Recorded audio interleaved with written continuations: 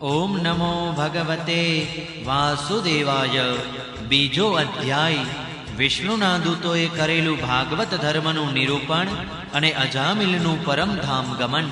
શ્રી સુખદેવજી કહે છે, હે પરીક્ષિત, ભગવાનના નીતિ નિપુણ અને ધર્મનો મર્મ જાણનારા તે પાર્ષદોએ યમદૂતોનું આ વક્તવ્ય સાંભળીને તેમને આ પ્રમાણે કહ્યું। વિષ્ણુ ભગવાનના પાર્ષદોએ કહ્યું, હે યમદૂતો, એ મોટા આશ્ચર્ય અને દુઃખની વાત છે કે ધર્મજ્ઞોની સભામાં અધર્મ પ્રવેશી રહ્યો છે, કારણ કે ત્યાં નિરપરાધ અને અદંડનીય વ્યક્તિઓને વ્યર્થમાં જ દંડ આપવામાં આવે છે, જેઓ પ્રજાના રક્ષક છે, શાસક છે, સમદર્શી અને પરોપકારી છે। તેઓ જ જો પ્રજા પ્રત્યે વિષમતાનો વ્યવહાર કરવા લાગે તો પછી પ્રજા કોનું શરણ લેશે? સત્પુરુષો જેવું આચરણ કરે છે, સાધારણ લોકો પણ તેવું જ આચરણ કરે છે। તેઓ પોતાના આચરણ વડે જે કર્મને ધર્માનુકૂળ પ્રમાણિત કરે છે, લોકો તેનું જ અનુકરણ કરવા લાગે છે।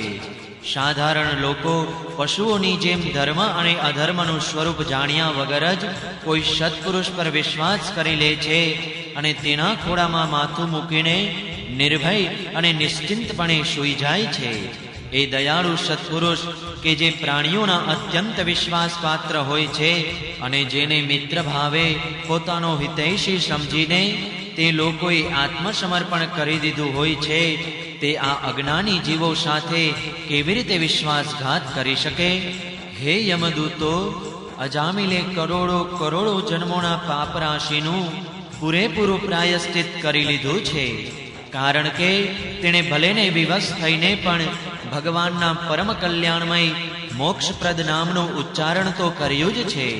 જે સમયે આણે નારાયણ એ 4 અક્ષરોનું ઉચ્ચારણ કર્યું, તે જ સમયે માત્ર એટલાથી જ આ પાપીના સમસ્ત પાપોનું પ્રાયશ્ચિત થઈ ગયું।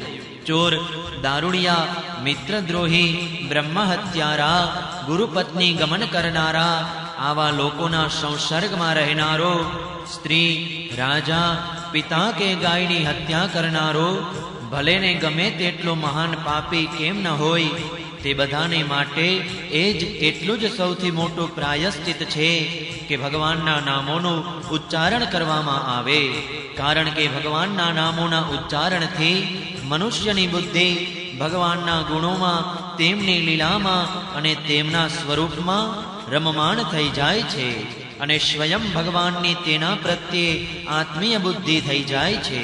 મોટા મોટા બ્રહ્મવાદી ઋષિઓએ પાપોના ઘણા બધા પ્રાયશ્ચિતો, કૃચ્છ, ચાંદ્રાયણ વગેરે વ્રતો બતાવ્યા છે, પરંતુ તે પ્રાયશ્ચિતોથી પાપીઓની એવી જડમૂળથી શુદ્ધિ થતી નથી કે જેવી ભગવાનના નામોનું તે નામો સાથે ગૂંથાયેલા પદોનું ઉચ્ચારણ કરવાથી થાય છે, કારણ કે તે નામો પવિત્ર કીર્તિ ભગવાનના ગુણોનું ગાન કરાવનારા છે। જો પ્રાયશ્ચિત કર્યા પછી પણ મન ફરીથી કુમાર્ગે વળે, પાપો તરફ દોડે, તો તે ચરમસીમાનું પૂરેપૂરું પ્રાયશ્ચિત નથી। તેથી જે લોકો એવું પ્રાયશ્ચિત કરવા ઈચ્છે છે કે જેનાથી પાપ કર્મો અને વાસનાઓનું મૂળ જ ઉખડી જાય, તો તેમણે ભગવાનના ગુણોનું જ ગાન કરવું જોઈએ, કારણ કે તેનાથી ચિત્ત સર્વથા શુદ્ધ થઈ જાય છે। માટે હે યમદૂતો, તમે અજામિલને ન લઈ જાઓ, આણે બધા પાપોનું પ્રાયશ્ચિત કરી લીધું છે, કારણ કે આણે મરતી વખતે ભગવાનના નામનું ઉચ્ચારણ કર્યું છે। મોટા મોટા મહાત્મા પુરુષો એ વાત જાણે છે કે સંકેત ખાતર, ઉપહાસ ખાતર, રાગ આલાપવા ખાતર કે કોઈની અવગણના કરવા ખાતર પણ જો કોઈ મનુષ્ય ભગવાનના નામનું ઉચ્ચારણ કરે છે તો તેના બધા પાપો નષ્ટ થઈ જાય છે। જે મનુષ્ય પડતી વખતે, પગ લપસતી વખતે, શરીર ભંગ થતી વખતે, સાપ ડસતી વખતે, આગમાં બળતી વખતે તથા ઘાયલ થતી વખતે પણ વિવસ્થાને લીધે હરિ હરિ કહી ભગવાનના નામોનું ઉચ્ચારણ કરે છે, તે યમયાત્રાને પાત્ર રહેતો નથી। મહર્ષિઓએ જાણી સમજીને મોટા પાપો માટે મોટા અને નાના પાપો માટે નાના પ્રાયશ્ચિત બતાવેલા છે। એમાં તો શંકા છે જ નહીં કે તે તપસ્યા, દાન, જપ વગેરે પ્રાયશ્ચિતોથી તે પાપો નાશ પામે છે, પરંતુ તે પાપોથી મલિન થયેલું તેમનું હૃદય શુદ્ધ થતું નથી. ભગવાનના ચરણોની સેવાથી જ તે શુદ્ધ થાય છે. હે યમદૂતો, જેમ બળતણ સાથે જાણીએ અજાણીએ અગ્નિનો સ્પર્શ થાય છે તો તે ભસ્મ જ થઈ જાય છે, તેવી જ રીતે જાણી સમજીને કે પછી અજાણતા પણ ભગવાનના નામોનું સંકીર્તન કરવામાં આવે તો તેથી મનુષ્યના બધા પાપો ભસ્મ થઈ જાય છે.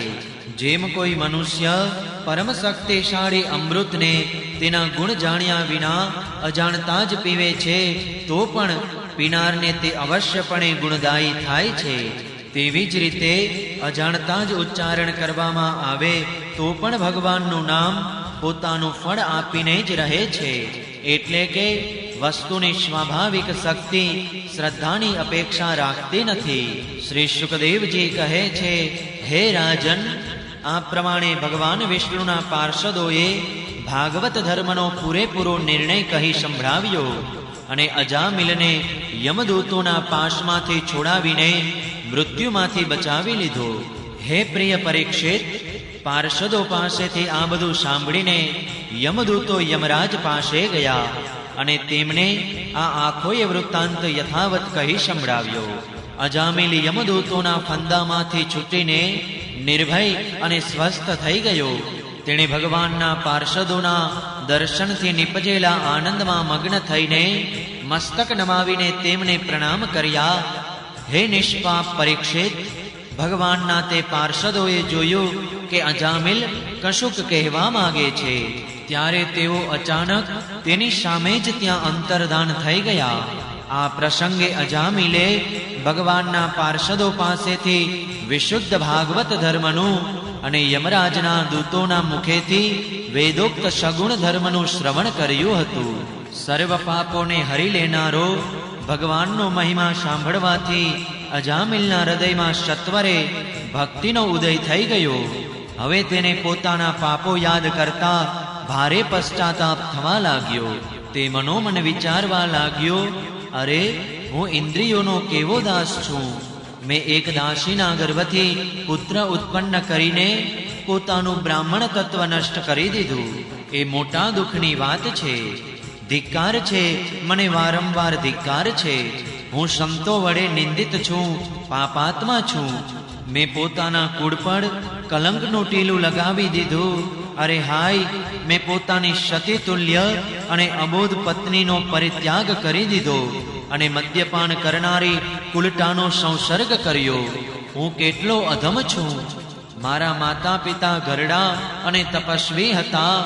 તેઓ સર્વથા અસહાય હતા. તેમની સેવા ચાકરી કરનારું અન્ય કોઈ પણ ન હતું. મેં તેમનો પણ પરિત્યાગ કરી દીધો. અરે, હું કેટલો કૃતજ્ઞ છું.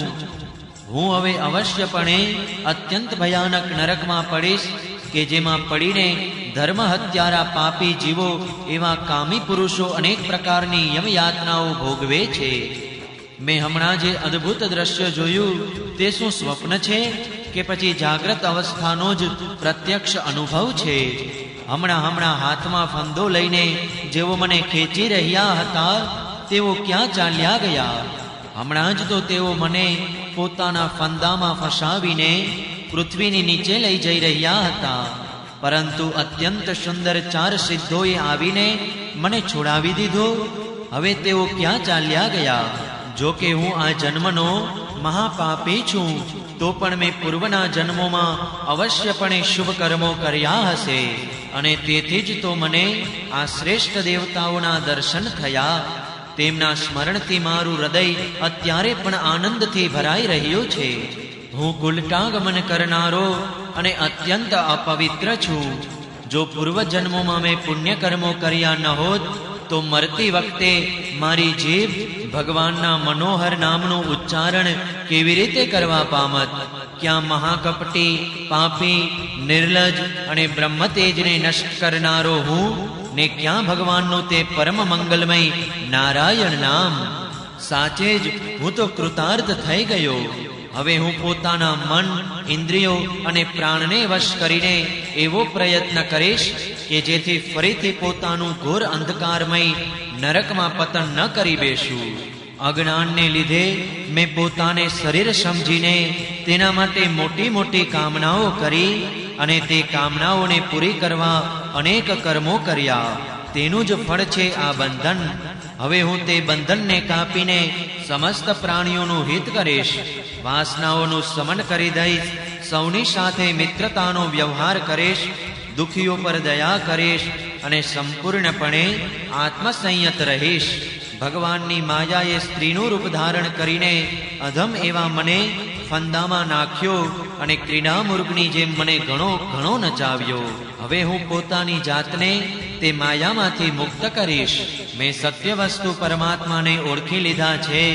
તેથી હવે હું શરીર વગેરેમાં હું તથા મારાપણાનો ભાવ ત્યજી દઈને ભગવાનના નામના કીર્તન વગેરેથી પોતાના મનને શુદ્ધ કરીશ અને તેને ભગવાનમાં પરોવી દઈશ. શ્રી શુકદેવજી કહે છે, હે પરીક્ષિત, ભગવાનના તે પાર્ષદ મહાત્માઓનો થોડાક સમય માટે સત્સંગ થયો હતો. એટલા માત્રથી જ અજામિલના ચિત્તમાં સંસાર પ્રત્યે તીવ્ર વૈરાગ્ય થઈ ગયો. પછી તેઓ બધાનો સંબંધ અને મોહ ત્યજીને હરદ્વારમાં ચાલ્યા ગયા. તે દેવસ્થાનમાં જઈને તેઓ ભગવાનના મંદિરોમાં આસન જમાવીને બેસી ગયા અને તેમણે યોગ માર્ગનો આશ્રય લઈને પોતાની બધી ઇન્દ્રિયોને વિષયોમાંથી વાળી લઈને મનમાં લીન કરી દીધી અને મનને બુદ્ધિમાં લીન કરી દીધું. એ પછી આત્મચિંતન વડે તેમણે બુદ્ધિને વિષયોમાંથી અલગ કરી દીધી તથા તેને ભગવાનના ધામ અનુભવ સ્વરૂપ પરબ્રહ્મમાં જોડી દીધી. આ પ્રમાણે અજામિલની બુદ્ધિ જ્યારે ત્રિગુણમય પ્રકૃતિથી અતીત થઈને ભગવાનના સ્વરૂપમાં સ્થિત થઈ ગઈ ત્યારે તેમણે જોયું કે તે જ ચારે પાર્ષદો કે જેમને તેમણે પહેલા જોયા હતા તેઓ પોતાની સામે ઉપસ્થિત છે. અજામિલે માથું નમાવીને તેમને પ્રણામ કર્યા. તેમનું દર્શન પામ્યા પછી તેમણે તે તીર્થ સ્થાનમાં ગંગા કિનારે પોતાના શરીરનો ત્યાગ કર્યો અને તત્કાળ ભગવાનના પાર્ષદનું સ્વરૂપ પ્રાપ્ત કરી લીધું. પછી તેઓ ભગવાનના પાર્ષદોની સાથે સ્વર્ણમય વિમાન પર આરૂઢ થઈને આકાશ માર્ગે ભગવાન લક્ષ્મીપતિના નિવાસસ્થાન વૈકુંઠ ધામમાં સિધાવી ગયા. હે પરીક્ષિત, અજામિલે દાસીનો સહવાસ કરીને તમામ ધર્મ કર્મને નષ્ટ કરી દીધા હતા. તેઓ પોતાના નિંદનીય કર્મને કારણે પતિત થઈ ગયા હતા. નિયમચ્યુત થવાને કારણે તેમને નરકમાં નાખવામાં આવી રહ્યા હતા. પરંતુ ભગવાનના એક નામનું ઉચ્ચારણ કરવા માત્રથી તેઓ તેમાંથી તત્કાળ મુક્ત થઈ ગયા. જે લોકો આ સંસારના બંધનમાંથી મુક્ત થવા ઈચ્છતા હોય તેમણે માટે પોતાના ચરણ સ્પર્શથી તીર્થોને પણ તીર્થ બનાવનારા ભગવાનના નામ કરતા ઉત્તમ અન્ય કોઈ સાધન નથી. કારણ કે ભગવાનના નામનો આશ્રય લેવાથી મનુષ્યનું મન ફરી પાછું કર્મમાં પ્રવૃત્ત થતું નથી. ભગવાનના નામ સિવાયના અન્ય કોઈ પ્રાયશ્ચિતનો આશ્રય લેવાથી મન રજોગુણ અને તમોગુણથી ગ્રસ્ત જ રહે છે તથા તેના પાપોનો પણ સંપૂર્ણપણે નાશ થતો નથી. હે પરીક્ષિત, આ ઇતિહાસ અત્યંત ગોપનીય અને સમસ્ત પાપોનો નાશ કરનારો છે. જે મનુષ્ય શ્રદ્ધા અને ભક્તિ સાથે આનું શ્રવણ અને કીર્તન કરે છે તે ક્યારેય નરકમાં જતો નથી. યમરાજના દૂતો તો તેની સામે આંખ ઊંચી કરીને જોઈ પણ શકતા નથી. તે મનુષ્યનું જીવન ભલેને પાપમય જ કેમ ન હોય, તેની વૈકુંઠ લોકમાં પૂજા થાય છે. હે પરીક્ષિત, જુઓ, અજામિલ જેવા પાપીએ મૃત્યુ વેળાએ પુત્ર નિમિત્તે ભગવાનના નામનું ઉચ્ચારણ કર્યું તો તેને પણ વૈકુંઠની પ્રાપ્તિ થઈ ગઈ. તો પછી જે લોકો શ્રદ્ધાપૂર્વક ભગવાનના નામનું નિરંતર ઉચ્ચારણ કરે છે તેમના વિશે તો કહેવાનું જ શું હોય. છઠ્ઠા સ્કંદ અંતર્ગત અજામિલ ઉપાખ્યાન માનો બીજો અધ્યાય સમાપ્ત. જય શ્રી કૃષ્ણ. ઓમ નમો ભગવતે વાસુદેવાય. ત્રીજો અધ્યાય યમ અને યમદૂતોનો સંવાદ. રાજા પરીક્ષિતે પૂછ્યું, હે ભગવાન, તમામ જીવો દેવાદિદેવ ધર્મરાજના વશમાં છે, પરંતુ ભગવાનના પાર્ષદોએ તેમની આજ્ઞાનો ભંગ કર્યો અને તેમના દૂતોને અપમાનિત કર્યા. તેમના દૂતોએ યમપુરીમાં જઈને જ્યારે તેમણે અજામિલનો વૃત્તાંત કહી સંભળાવ્યો, ત્યારે તે બધું સાંભળીને તેમણે પોતાના દૂતોને શું કહ્યું? હે ઋષિવર, મેં અગાઉ એવી વાત ક્યારેય સાંભળી નથી કે કોઈએ કોઈ પણ કારણે ધર્મરાજના શાસનનો ભંગ કર્યો હોય. હે ભગવાન, આ બાબતમાં લોકો ઘણી શંકા કરશે અને તે શંકાનું નિવારણ તમારા સિવાય બીજું કોઈ કરી શકે તેમ નથી, એવો મારો નિશ્ચય મત છે. શ્રી શુકદેવજીએ કહ્યું, હે પરીક્ષિત, ભગવાનના પાર્ષદોએ જ્યારે યમદૂતોનો પ્રયત્ન નિષ્ફળ કરી દીધો, ત્યારે તે યમદૂતોએ સંયમની પુરીમાં સ્વામી અને પોતાના શાસક યમરાજા પાસે જઈને નિવેદન કર્યું. યમદૂતોએ કહ્યું, હે પ્રભુ, સંસારના જીવો 3 પ્રકારના કર્મ કરે છે, પાપ, પુણ્ય અને મિશ્ર. આ જીવોને તેમના તે કર્મોનું ફળ આપનાર શાસકો સંસારમાં કેટલા છે? જો સંસારમાં દંડ આપનારા ઘણા બધા શાસકો હોય તો કોને સુખ મળે અને કોને દુઃખ, એની વ્યવસ્થા એક સમાન થઈ શકશે નહીં. સંસારમાં કર્મ કરનારો અનેક હોવાને કારણે જો તેમના શાસકો પણ અનેક હોય તો તે શાસકોનું શાસન નામ માત્રનું જ હશે. જેમ કે એક સમ્રાટને આધીન ઘણા બધા નામ માત્રના સામંત હોય છે. તેથી અમે તો એવું સમજીએ છીએ કે એકલા તમે જ સમસ્ત પ્રાણીઓના અને તેમના સ્વામીઓના પણ અધીશ્વર છો.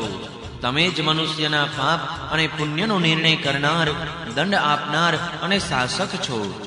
હે પ્રભુ, આજ સુધી સંસારમાં ક્યાંય પણ તમારા વડે નિર્ણિત થયેલા દંડની અવગણના થઈ નથી, પરંતુ આ સમયે આ 4 અદ્ભુત સિદ્ધોએ તમારી આજ્ઞાનું ઉલ્લંઘન કર્યું છે.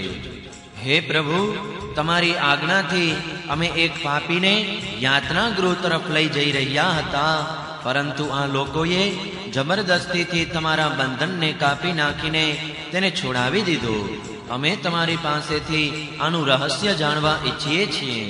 તમે જો અમને તે સાંભળવાને પાત્ર સમજતા હો તો તે કહી સંભળાવો. હે પ્રભુ, ઘણા જ આશ્ચર્યની ઘટના બની કે આ તરફ અજામિલના મુખમાંથી નારાયણ એવો શબ્દ નીકળ્યો અને એ તરફથી તેઓ ડરો નહીં, ડરો નહીં કહેતા તક્ષણ ત્યાં આવી પહોંચ્યા. શ્રી સુખદેવજી કહે છે, તે દૂતોએ જ્યારે આ પ્રમાણે પ્રશ્ન કર્યો ત્યારે પ્રજાના શાસક દેવ શિરોમણી ભગવાન યમરાજે પ્રસન્ન થઈને શ્રી હરિના ચરણ કમળોનું સ્મરણ કરતા કરતા તે દૂતોને કહ્યું. યમરાજે કહ્યું, હે દૂતો, મારા સિવાય એક બીજા જ ચરાચર જગતના સ્વામી છે. તેમનામાં જ આ સંપૂર્ણ જગત સૂતરમાં વસ્ત્રની જેમ ઓતપ્રોત છે. તેમના જ અંશભૂત બ્રહ્મા, વિષ્ણુ અને શંકર આ જગતની ઉત્પત્તિ, સ્થિતિ અને પ્રલય કરે છે. તેમણે જ આ સમસ્ત જગતને નાથેલા બળદની જેમ પોતાને આધીન કરી રાખેલું છે. મારા પ્રિય દૂતો, જેમ ખેડૂત પોતાના બળદોને પહેલા નાની નાની દોરડીઓથી બાંધે છે અને પછી તે દોરડીને એક મોટા આડા દોરડા સાથે બાંધી લે છે, તેવી જ રીતે જગદેશ્વર ભગવાને પણ બ્રાહ્મણ વગેરે વર્ણો અને બ્રહ્મચર્ય વગેરે આશ્રમો રૂપી નાની નાની દોરડીઓથી બાંધીને રાખેલ છે. આ પ્રમાણે બધા જીવો નામ અને કર્મરૂપી બંધનમાં બંધાયેલા ભયભીત થઈને તેમણે જ પોતાના સર્વ સમર્પણ કરી દે છે. હે દૂતો, હું ઇન્દ્ર, નિવૃત્તિ, વરુણ, ચંદ્રમા, અગ્નિ, શંકર, વાયુ, સૂર્ય, બ્રહ્મા, 12 આદિત્યો, વિશ્વે દેવતા, 8 વસુ, સાંધ્યો, 49 મરુત, સિદ્ધો, 11 રુદ્રો, રજોગુણ તમોગુણથી રહિત ભૃગુ વગેરે પ્રજાપતિઓ અને મોટા મોટા દેવતાઓ, આ બધાએ સત્વ પ્રધાન હોવા છતાં પણ તેમની માયાને આધીન છે. તથા તે ભગવાન ક્યારે ક્યાં રૂપમાં શું કરવા ઈચ્છે છે એ જાણતા નથી, તો પછી બીજાઓની તો વાત જ સી કરવી. હે દૂતો, જેમ ઘડો, વસ્ત્ર વગેરે રૂપવાળા પદાર્થો પોતાના પ્રકાશક નેત્રોને જોઈ શકતા નથી, તેવી જ રીતે પોતાના સાક્ષી રૂપે અંતઃકરણમાં સ્થિત પરમાત્માને કોઈ પણ પ્રાણી ઇન્દ્રિયો, મન, પ્રાણ, હૃદય, વાણી વગેરે કોઈ પણ સાધન વડે જોઈ શકતું નથી. તે પ્રભુ સૌના સ્વામી છે અને સ્વયં પરમ સ્વતંત્ર છે. એ જ માયાપતિ ભગવાન પુરુષોત્તમના દૂતો તેમના જ જેવા મનોહર રૂપ, ગુણ અને સ્વભાવથી સંપન્ન થઈને આ સંસારમાં ઘણું કરીને વિચરણ કરતા રહે છે. વિષ્ણુ ભગવાનના દેવતાઓ થકી પૂજિત અને પરમ અલૌકિક પાર્ષદોનું દર્શન અત્યંત દુર્લભ છે. તેઓ ભગવાનના ભક્તોને તેમના શત્રુઓ તરફથી, મારા તરફથી અને અગ્નિ વગેરે બધી વિપત્તિઓ તરફથી સર્વથા સુરક્ષિત રાખે છે. સ્વયં ભગવાને જ ધર્મની મર્યાદાનું નિર્માણ કર્યું છે. તેને નથી તો ઋષિઓ જાણતા કે નથી તો જાણતા દેવતાઓ કે સિદ્ધો. આવી સ્થિતિમાં તેને મનુષ્યો, વિદ્યાધરો, ચારણો, અસુરો વગેરે તો જાણી જ કેવી રીતે શકે? ભગવાન વડે નિર્માણ કરાયેલો ભાગવત ધર્મ પરમ શુદ્ધ અને અત્યંત ગોપનીય છે. તેને જાણવો એ ઘણું જ મુશ્કેલ છે. જે તેને જાણી લે છે તે ભગવાનના સ્વરૂપને પ્રાપ્ત કરી લે છે. હે દૂતો, ભાગવત ધર્મનું રહસ્ય અમે 12 જણ જ જાણીએ છીએ. બ્રહ્મા, દેવર્ષિ નારદ, ભગવાન શંકર, સનત કુમાર, કપિલ મુનિ, સ્વયંભુવ મનુ, પ્રહલાદ, જનક, ભીષ્મ પિતામહ, બલિ, શુકદેવજી અને હું ધર્મરાજ. આ જગતમાં જીવો માટે સૌથી મોટું કર્તવ્ય, પરમ ધર્મ બસ આ જ છે કે તેઓ નામ કીર્તન વગેરે ઉપાયોથી ભગવાનના ચરણોમાં ભક્તિભાવ સ્થાપિત કરે. પ્રિય દૂતો, ભગવાનના નામના ઉચ્ચારણનો મહિમા તો જુઓ. અજામિલ જેવા પાપીએ પણ એકવાર નામનું ઉચ્ચારણ કરવા માત્રથી મૃત્યુ પાશમાંથી છુટકારો મેળવી લીધો. ભગવાનના ગુણ, તેમની લીલા અને તેમના નામોનું સમ્યકપણે કરેલું કીર્તન મનુષ્યના પાપોનો સર્વથા વિનાશ કરી દે. એનું કોઈ ઘણું મોટું ફળ નથી. કારણ કે અત્યંત પાપી અજામિલે મરતી વખતે ચંચળ ચિત્તથી પોતાના પુત્રનું નામ નારાયણ ઉચ્ચાર્યું અને આ નામના આભાસ માત્રથી જ તેના બધા પાપ તો ક્ષીણ થઈ જ ગયા. એ સાથે મુક્તિની પ્રાપ્તિ પણ થઈ ગઈ. મોટા મોટા વિદ્વાનોની બુદ્ધિ પણ ક્યારેક ભગવાનની માયાથી મોહિત થઈ જાય છે. તેઓ કર્મોના મીઠા મીઠા ફળોનું વર્ણન કરતી અર્થવાદ રૂપે વેદવાણીમાં જ મોહિત થઈ જાય છે અને યજ્ઞયાગ વગેરે મોટા મોટા કર્મ કરવામાં જ પ્રવૃત્ત રહે છે. તથા આ સુગમ અતિ સુગમ ભગવાનના નામના મહિમાને જાણતા નથી. આ કેટલા ખેદની વાત છે. હે પ્રિય દૂતો, બુદ્ધિમાન મનુષ્યો આ પ્રમાણે વિચારીને ભગવાન અનંતમાં જ પૂરેપૂરા અંતઃકરણ પૂર્વક પોતાનો ભક્તિભાવ સ્થાપિત કરે છે. તેઓ મારા દંડને પાત્ર બનતા નથી. પહેલી વાત તો એ છે કે તેઓ પાપ કરતા જ નથી, પરંતુ જો ક્યારેક સંજોગોવશાત કોઈ પાપ પણ કરી જાય તો તેને ભગવાનનું ગુણગાન તરત જ નષ્ટ કરી દે છે. જે સમદર્શી સાધુઓ ભગવાનને જ પોતાનું સાધ્ય અને સાધન બંને સમજીને તેમના પર નિર્ભર રહે છે, તેમના પવિત્ર ચરિત્રોનું મોટા મોટા દેવતાઓ અને સિદ્ધો પ્રેમપૂર્વક ગાન કરતા રહે છે. હે મારા દૂતો, ભગવાનની ગદા તેવા સાધુઓનું હંમેશા રક્ષણ કરતી રહે છે. તેવાઓની નજીકમાં તમે ક્યારેય ભૂલથી પણ ફરકશો નહીં. તેમને દંડ આપવાનું સામર્થ્ય નથી તો અમારામાં કે નથી તો સાક્ષાત કાળમાં. મોટા મોટા પરમહંસો દિવ્ય રસ પ્રાપ્તિના લોભથી સમસ્ત જગતમાં અને શરીર વગેરેમાંથી પણ પોતાની અહંતા મમતા દૂર કરીને અકિંચન થઈને નિરંતર ભગવાન મુકુંદના ચરણ કમળોના મકરંદ રસનું પાન કરતા જ રહે છે. જે દુષ્ટો તે દિવ્ય રસથી વિમુખ છે અને નરકના દ્વાર પર ઘર ગૃહસ્થીની તૃષ્ણાનું પોટલું બાંધીને તેનું વહન કરી રહ્યા છે, તેમને જ મારી પાસે વારંવાર લાવતા રહો. જેમની જીભ ભગવાનના ગુણો અને તેમના નામોનું ઉચ્ચારણ કરતી નથી, જેમનું ચિત્ત ભગવાનના ચરણ કમળોનું ચિંતન કરતું નથી, અને જેમનું મસ્તક એકવાર પણ ભગવાન શ્રી કૃષ્ણના ચરણોમાં નમતું નથી, તેવા ભગવાનની સેવાથી વિમુખ પાપીઓને જ મારી પાસે લાવતા રહો. આજે મારા દૂતોએ ભગવાનના પાર્ષદોનો અપરાધ કરીને સ્વયં ભગવાનનો જ અનાદાર કર્યો છે. આ મારો જ અપરાધ છે. પુરાણ પુરુષ ભગવાન નારાયણ અમારો આ અપરાધ માફ કરે. અમે અજ્ઞાની હોવા છતાં પણ છીએ તો તેમના આત્મીય જન, અને તેમની આજ્ઞા મેળવવાની હંમેશા હાથ જોડીને ઉત્સુક રહીએ છીએ. તેથી પરમ મહિમાયુક્ત ભગવાન માટે એ જ યોગ્ય છે કે તેઓ અમને ક્ષમા કરે. હું તે સર્વાંતર્યામી એકરસ અનંત પ્રભુને નમસ્કાર કરું છું. શ્રી શુકદેવજી કહે છે, હે પરીક્ષિત, માટે તમે એમ સમજી લો કે મોટામાં મોટા પાપનું અંતિમ અને પાપ વાસનાઓને પણ નિર્મૂળ કરી દેનારું પ્રાયશ્ચિત એ જ છે કે માત્ર ભગવાનના ગુણોનું, તેમની લીલાઓનું અને તેમના નામોનું કીર્તન કરવામાં આવે. આનાથી સંસારનું કલ્યાણ થઈ શકે છે. જે લોકો ભગવાનના ઉદાર અને કૃપાસભર ચરિત્રોનું વારંવાર શ્રવણ અને કીર્તન કરે છે, તેમના હૃદયમાં પ્રેમમય ભક્તિનો ઉદય થઈ જાય છે. તે ભક્તિથી જેવી આત્મશુદ્ધિ થાય છે તેવી કૃચ્છ, ચાંદ્રાયણ વગેરે વ્રતો કરવાથી પણ થતી નથી.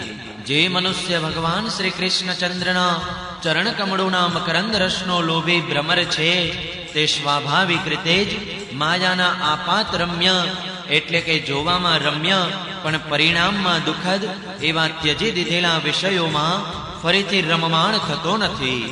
કારણ કે તેમને ભગવાનના ચરણ કમળોના રસનો ચસ્કો લાગી ગયો છે. પરંતુ જે લોકો તે દિવ્ય રસથી વિમુખ છે, જેમની વિવેક બુદ્ધિને કામનાઓએ નષ્ટ કરી દીધી છે, તેઓ પોતાના પાપોને ધોવા માટે ફરી પ્રાયશ્ચિત રૂપી કર્મો જ કરે છે. આનાથી થાય છે એવું કે તેમની કર્મોની વાસના મટતી નથી અને તેઓ ફરી પાછા તેવા જ દોષ કરી બેસે છે. હે પરીક્ષિત, યમના દૂતોએ પોતાના સ્વામી ધર્મરાજના મુખેથી આ પ્રમાણે ભગવાનના નામ અને કીર્તનનો મહિમા જ્યારે સાંભળ્યો અને તેનું સ્મરણ કર્યું, ત્યારે તેમના આશ્ચર્યનો પાર રહ્યો નહીં. બસ ત્યારથી ધર્મરાજની વાતમાં વિશ્વાસ કરીને તેમને ભગવાનના ભક્તો પ્રત્યે જરા પણ શંકા રહી નહીં. ભગવાનના આશ્રિત ભક્તો પાસે જતા નથી. બીજું તો શું, તેઓ તેમની સામે આંખ ઊંચી કરીને જોવામાં પણ બીતા રહે છે. પ્રિય પરીક્ષિત, આ ઇતિહાસ પરમ ગોપનીય, અત્યંત રહસ્યમય છે. મલય પર્વત પર વિરાજમાન ભગવાન અગસ્ત્યજીએ શ્રી હરિની પૂજા કરતી વખતે મને આ ઇતિહાસ સંભળાવ્યો હતો. છઠ્ઠા સ્કંદ અંતર્ગત યમપુરુષ સંવાદમાંનો 3જો અધ્યાય સમાપ્ત. જય શ્રી કૃષ્ણ. ઓમ નમો ભગવતે વાસુદેવાય. ચોથો અધ્યાય દક્ષે કરેલી ભગવાનની સ્તુતિ અને ભગવાનનો પ્રાદુર્ભાવ. રાજા પરીક્ષિતે પૂછ્યું, હે ભગવાન, તમે સંક્ષેપ્તમાં એ વાતનું વર્ણન કર્યું હતું કે સ્વયંભુવ મન્વંતરમાં દેવતાઓ, દાનવો, મનુષ્યો, સર્પો, પશુ પક્ષીઓ વગેરેની સૃષ્ટિ કેવી રીતે થઈ. હવે હું તેને વિસ્તારપૂર્વક જાણવા ઈચ્છું છું. પ્રકૃતિ વગેરે કારણોના પણ પરમ કારણભૂત ભગવાન પોતાની જે શક્તિથી જે રીતે એ પછીની સૃષ્ટિ રચના કરે છે તે જાણવાની પણ મારી ઈચ્છા છે. સૂતજી કહે છે, હે શૌનક વગેરે ઋષિઓ, રાજર્ષિ પરીક્ષિતનો આ સુંદર પ્રશ્ન સાંભળીને પરમયોગી વ્યાસનંદન શ્રી શુકદેવજીએ તેમનું અભિનંદન કર્યું અને આ પ્રમાણે કહ્યું. શ્રી શુકદેવજીએ કહ્યું, રાજા પ્રાચીન બર્હિના 10 પુત્રો કે જેમના નામો પ્રચેતાઓ હતા, તેઓ જ્યારે પોતાની તપસ્યા પૂરી કરીને સમુદ્રમાંથી બહાર નીકળ્યા અને તેમણે જોયું કે અમારા પિતાજીના નિવૃત્તિ પરાયણ થઈ જવાને કારણે સઘળી પૃથ્વી વૃક્ષોથી ઘેરાઈ ગઈ છે, તેમને વૃક્ષો પર ઘણો ક્રોધ આવ્યો. તેમના તપોબળે તો જાણે ક્રોધની આગમાં ઘી હોમ્યું. બસ પછી તો તેમણે વૃક્ષોને બાળી નાખવા માટે પોતાના મોઢામાંથી વાયુ અને અગ્નિનું સર્જન કર્યું. હે પરીક્ષિત, પ્રચેતાઓએ છોડેલા અગ્નિ અને વાયુ જ્યારે વૃક્ષોને બાળવા લાગ્યા, ત્યારે વૃક્ષોના રાજાધિરાજ ચંદ્રમાએ તેમના ક્રોધને શાંત કરતા આ પ્રમાણે કહ્યું: હે મહાભાગ્યવાન પ્રચેતાઓ, આ વૃક્ષો ઘણા દયાપાત્ર છે. તમે એમનો દ્રોહ ન કરો, કારણ કે તમે તો પ્રજાની અભિવૃષ્ટિ કરવા ઈચ્છો છો અને સૌ જાણો છો કે તમે પ્રજાપતિ છો. અરે મહાત્મા પ્રચેતાઓ, પ્રજાપતિઓના અધિપતિ અવિનાશી ભગવાન શ્રી હરિએ તમામ વનસ્પતિઓ અને ઔષધિઓ પ્રજાના હિત માટે, તેના ખાવા પીવા માટે બનાવેલી છે. સંસારમાં પાંખો વડે ઉડતા ચર પ્રાણીઓનું ભોજન, ફળ પુષ્પ વગેરે અચર પદાર્થો છે. પગ વડે ચાલતા પ્રાણીઓનું ભોજન, ઘાસ તલખણા વગેરે પગ વિનાના પદાર્થો છે. હાથવાળા પ્રાણીઓનું ભોજન, વૃક્ષ વેલીઓ વગેરે પદાર્થો છે. અને બે પગવાળા મનુષ્યો વગેરે માટે ધાન, ઘઉં વગેરે અનાજ ભોજન છે. ચાર પગવાળા બળદ, ઊંટ વગેરે પ્રાણીઓ ખેતી વગેરે થકી થતા અનાજના ઉત્પાદનમાં સહાયક છે. હે નિષ્પાપ પ્રચેતાઓ, તમારા પિતાએ અને દેવાદિદેવ ભગવાને તમને એવો આદેશ આપ્યો છે કે તમે પ્રજાનું સર્જન કરો. આવી સ્થિતિમાં તમે વૃક્ષોને બાળી નાખો એ કેમ યોગ્ય હોઈ શકે? તમે પોતાના ક્રોધનું શમન કરો અને પોતાના પિતા, પિતામહ, પ્રપિતામહ વગેરે વડે સેવાયેલા સત્પુરુષોના માર્ગને અનુસરો. જેમ મા બાપ બાળકોનું, પાંપણો આંખોનું, પતિ પત્નીનું, ગૃહસ્થ ભિક્ષુકોનું અને જ્ઞાનીજનો અજ્ઞાનીઓનું રક્ષણ કરે છે અને તેમનું કલ્યાણ ઈચ્છે છે, તેવી જ રીતે પ્રજાના રક્ષણ અને કલ્યાણ માટે રાજા જવાબદાર હોય છે. હે પ્રચેતાઓ, સમસ્ત પ્રાણીઓના હૃદયમાં સર્વશક્તિમાન ભગવાન આત્મા રૂપે વિરાજમાન છે. તેથી તમે સૌને ભગવાનનું નિવાસ સ્થાન સમજો. જો તમે આમ કરશો તો ભગવાનને પ્રસન્ન કરી લેશો. જે મનુષ્ય હૃદયના ઉકળતા ભયંકર ક્રોધને આત્મવિચાર વડે શરીરમાં જ શાંત કરી દે છે, તેને બહાર નીકળવા દેતો નથી, તે કાળક્રમે ત્રણેય ગુણો પર વિજય મેળવી લે છે. હે પ્રચેતાઓ, આ દિનહીન વૃક્ષોને હવે વધુ બાળો નહીં. જે થોડાક બચેલા છે તેમનું રક્ષણ કરો. આનાથી તમારું પણ કલ્યાણ થશે. આ શ્રેષ્ઠ કન્યાનું પાલન પોષણ આ વૃક્ષોએ જ કર્યું છે, તેનો તમે પત્ની તરીકે સ્વીકાર કરો. હે પરીક્ષિત, વનસ્પતિઓના અધિપતિ ચંદ્રમાએ પ્રચેતાઓને આ પ્રમાણે સમજાવી મનાવીને તેમણે પ્રમલોચા અપ્સરાની સુંદરી પુત્રીનું દાન કર્યું અને તેઓ ત્યાંથી ચાલ્યા ગયા. પ્રચેતાઓએ ધર્મ અનુસાર તેનું પાણી ગ્રહણ કર્યું. તે જ પ્રચેતાઓના વડે તે કન્યાના ગર્ભથી પ્રાચેત દક્ષની ઉત્પત્તિ થઈ. પછી એ દક્ષની પ્રજા સૃષ્ટિથી ત્રણેય લોક ભરાઈ ગયા. તેમનો પોતાની પુત્રી પર ખૂબ પ્રેમ હતો. તેમણે જે રીતે પોતાના સંકલ્પ અને વીર્યથી વિવિધ પ્રાણીઓનું જે સર્જન કર્યું તે હું કહી સંભળાવું છું. તમે સાવધાન થઈને તે સાંભળો. હે પરીક્ષિત, પ્રજાપતિ દક્ષે સૌ પ્રથમ તો જળ, સ્થળ અને આકાશમાં રહેનારા દેવતાઓ, અસુરો તેમજ મનુષ્યો વગેરે પ્રજાની સૃષ્ટિ પોતાના સંકલ્પથી જ કરી. જ્યારે તેમણે જોયું કે સૃષ્ટિ વધતી જતી નથી, ત્યારે તેમણે વિંધ્યાચળની નજીકના પર્વતો પર જઈને ઘણું ભીષણ તપ કર્યું. ત્યાં એક અત્યંત શ્રેષ્ઠ તીર્થ છે જેનું નામ છે અઘમર્ષણ. તે બધા પાપો ધોઈ નાખે છે. પ્રજાપતિ દક્ષ તે તીર્થમાં ત્રિકાળ સ્નાન કરતા અને તપ વડે ભગવાનની આરાધના કરતા હતા. પ્રજાપતિ દક્ષે હંસગુહ્ય નામના સ્તોત્રથી ઇન્દ્રિયાતીત ભગવાનની સ્તુતિ કરી હતી. એનાથી ભગવાન તેમના પર પ્રસન્ન થયા હતા. હું તમને તે સ્તુતિ કહી સંભળાવું છું.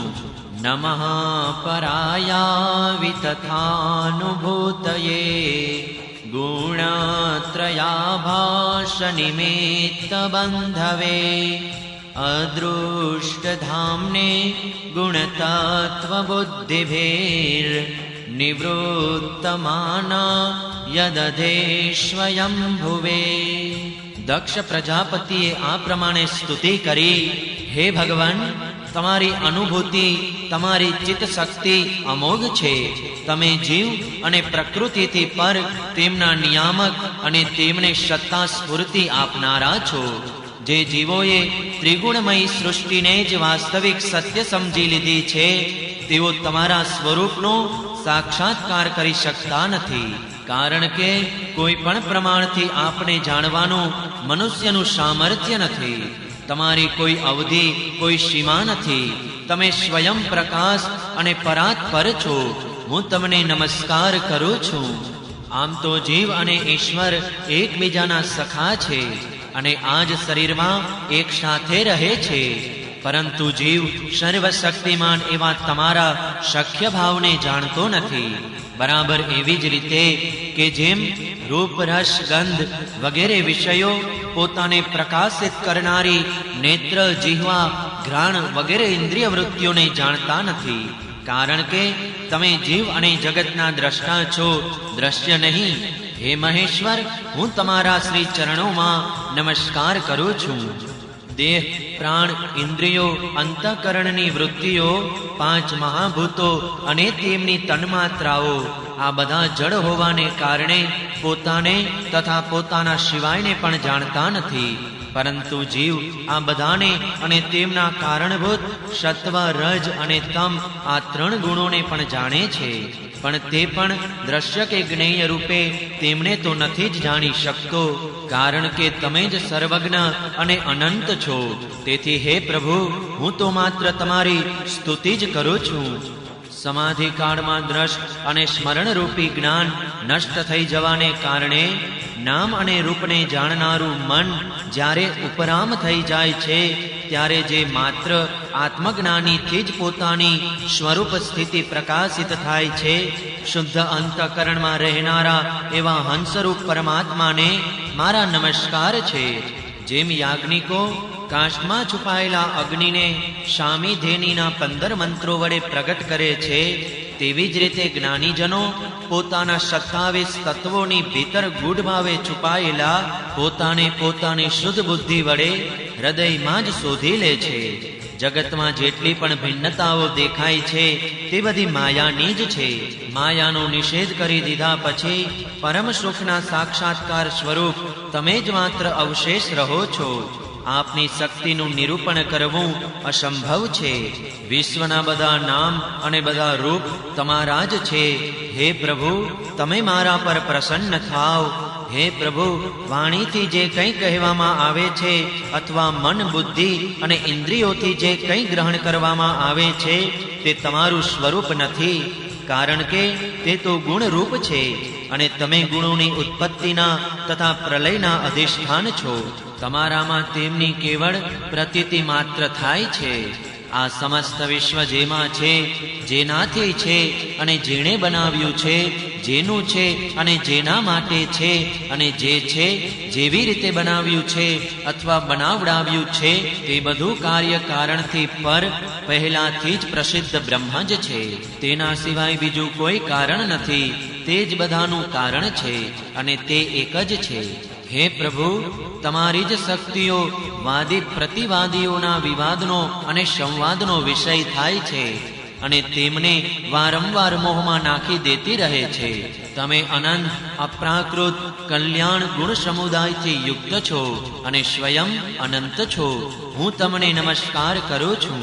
હે ભગવાન, ભક્તિ યોગી ઉપાસકો કહે છે કે અમારા ભગવાન હાથ પગ વગેરે અંગોવાળા સાકાર વિગ્રહ છે અને સાંખ્યવાદીઓ કહે છે કે ભગવાન હાથ પગ વગેરે અંગ વિગ્રહ વિનાના નિરાકાર છે.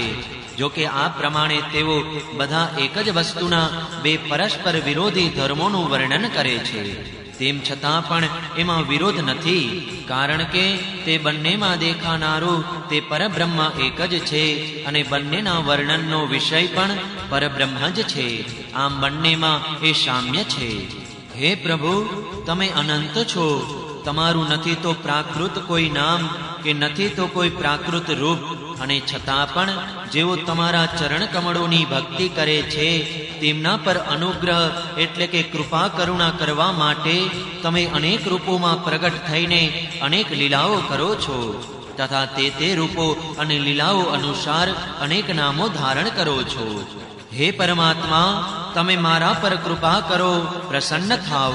લોકોની ઉપાસનાઓ ઘણું કરીને સાધારણ કક્ષાની હોય છે, તેથી તમે સૌના હૃદયમાં રહીને તેમની ભાવના અનુસાર ભિન્ન ભિન્ન દેવતાઓના રૂપમાં પ્રતીત થતા રહો છો. બરાબર એવી જ રીતે કે જેમ હવા ગંધનો આશ્રય લઈને સુગંધિત પ્રતીત થાય છે, પરંતુ વાસ્તવમાં તે સુગંધિત હોતી નથી. આવા સૌની ભાવનાઓનું અનુસરણ કરનારા પ્રભુ, મારી અભિલાષા પૂર્ણ કરો. શ્રી સુખદેવજી કહે છે, હે પરીક્ષિત, વિધ્યાંચળના અગમર્ષણ તીર્થમાં પ્રજાપતિ દક્ષે જ્યારે આ પ્રમાણે સ્તુતિ કરી, ત્યારે ભક્તવત્સલ ભગવાન તેમની સન્મુખ પ્રગટ થયા. તે સમયે ભગવાને ગરુડની કાંધ પર ચરણ મૂકેલા હતા. વિશાળ અને રૂષ્ટપુષ્ટ 8 ભુજાઓ હતી, અને તેમાં શંખ, ચક્ર, તલવાર, ઢાલ, બાણ, ધનુષ્ય, પાસ અને ગદા ધારણ કરેલા હતા. વર્ષા ઋતુના મેઘ જેવા શામળા શરીર પર પીતાંબર લહેરાઈ રહ્યું હતું. મુખમંડળ પ્રફુલ્લિત હતું. આંખોમાંથી કૃપાની વૃષ્ટિ થઈ રહી હતી. ઘૂંટણો સુધી વનમાળા લટકતી હતી. વક્ષસ્થળ પર સોનેરી તેજ રેખા શ્રીવત્સ ચિહ્ન અને ગળામાં કૌસ્તુભ મણિ જગમગી રહ્યા હતા. કિંમતી મુગટ, કંકણ, મકર આકાર કુંડળ, કટી મેખલા, વીટી, કડા, નુપુર અને બાજુબંધ પોતપોતાના સ્થાને શોભતા હતા. ત્રિભુવનપતિ ભગવાને ત્રણેય લોકને મોહ પમાડનારું રૂપ ધારણ કરેલું હતું. નારદ, નંદ, સુનંદ વગેરે પાર્ષદો તેમની ચારે બાજુએ ઊભા હતા. ઇન્દ્ર વગેરે દેવેશ્વરો સ્તુતિ કરી રહ્યા હતા, તથા સિદ્ધો, ગંધર્વો અને ચારણો ભગવાનના ગુણોનું ગાન કરી રહ્યા હતા. આવું અત્યંત આશ્ચર્યમય અને અલૌકિક રૂપ જોઈને દક્ષ પ્રજાપતિ ચકિત થઈ ગયા. દક્ષ પ્રજાપતિ આનંદિત થઈને ભગવાનના ચરણોમાં સાષ્ટાંગ પ્રણામ કર્યા. જેમ ઝરણાઓના જળથી નદીઓ ભરાય છે, તેવી જ રીતે પરમાનંદની વિપુલતાથી તેમની એક એક ઇન્દ્રિય ભરાઈ ગઈ, અને આનંદવશ તેઓ કશું બોલી શક્યા નહીં. હે પરીક્ષિત, પ્રજાપતિ દક્ષ અત્યંત નમ્રતાપૂર્વક નમીને ભગવાનની સન્મુખ ઊભા રહી ગયા.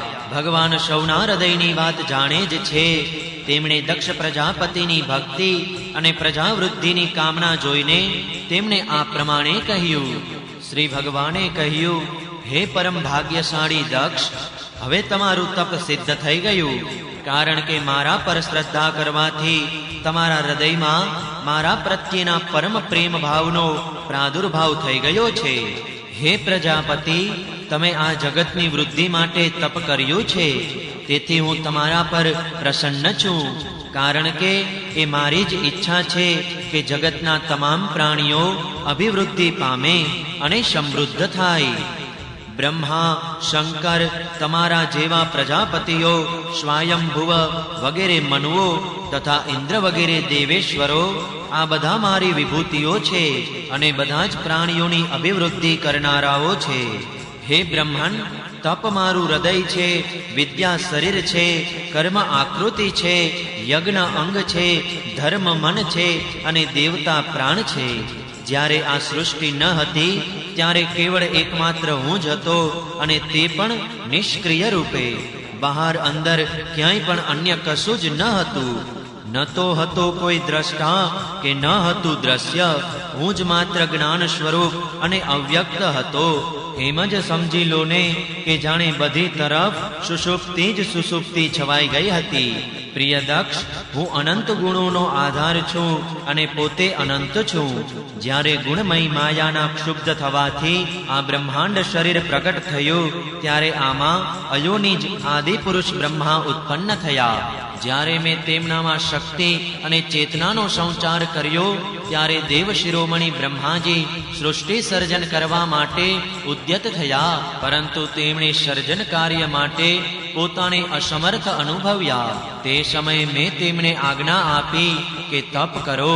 ત્યારે તેમણે ભીષણ તપ કર્યું, અને તે તપના પ્રભાવથી તેમણે સૌથી પહેલા તો તમારું 9 પ્રજાપતિઓનું સર્જન કર્યું. પ્રિય દક્ષ, જુઓ, આ પંચજન પ્રજાપતિની પુત્રી અશિકની છે. તમે તેનું પત્ની તરીકે પાણી ગ્રહણ કરો. હવે તમે ગૃહસ્થોચિત સ્ત્રી સહવાસના ધર્મનો સ્વીકાર કરો.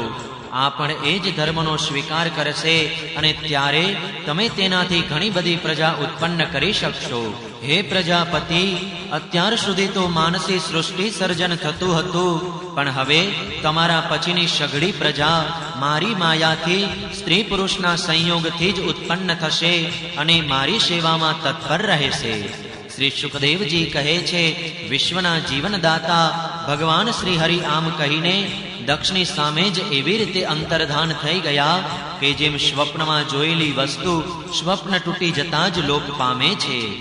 છઠ્ઠા સ્કંદ અંતર્ગત ચોથો અધ્યાય સમાપ્ત. જય શ્રી કૃષ્ણ. ઓમ નમો ભગવતે વાસુદેવાય. પાંચમો અધ્યાય. શ્રી નારદજીના ઉપદેશથી દક્ષના પુત્રોનો વૈરાગ્ય તથા દક્ષનો નારદજીને શાપ. શ્રી શુકદેવજી કહે છે, હે પરીક્ષિત, ભગવાને શક્તિ સંચાર કર્યો, તેથી દક્ષ પ્રજાપતિ પરમ સમર્થ થઈ ગયા.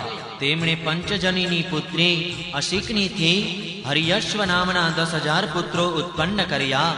હે રાજન, દક્ષના આ બધા જ પુત્રો એક સમાન આચરણ કરનારા અને એક સમાન સ્વભાવવાળા હતા. તેમના પિતા દક્ષે જ્યારે તેમને સંતાન ઉત્પન્ન કરવાની આજ્ઞા આપી, ત્યારે તેઓ તપ કરવાના ખ્યાલથી પશ્ચિમ દિશા ભણી ચાલી નીકળ્યા.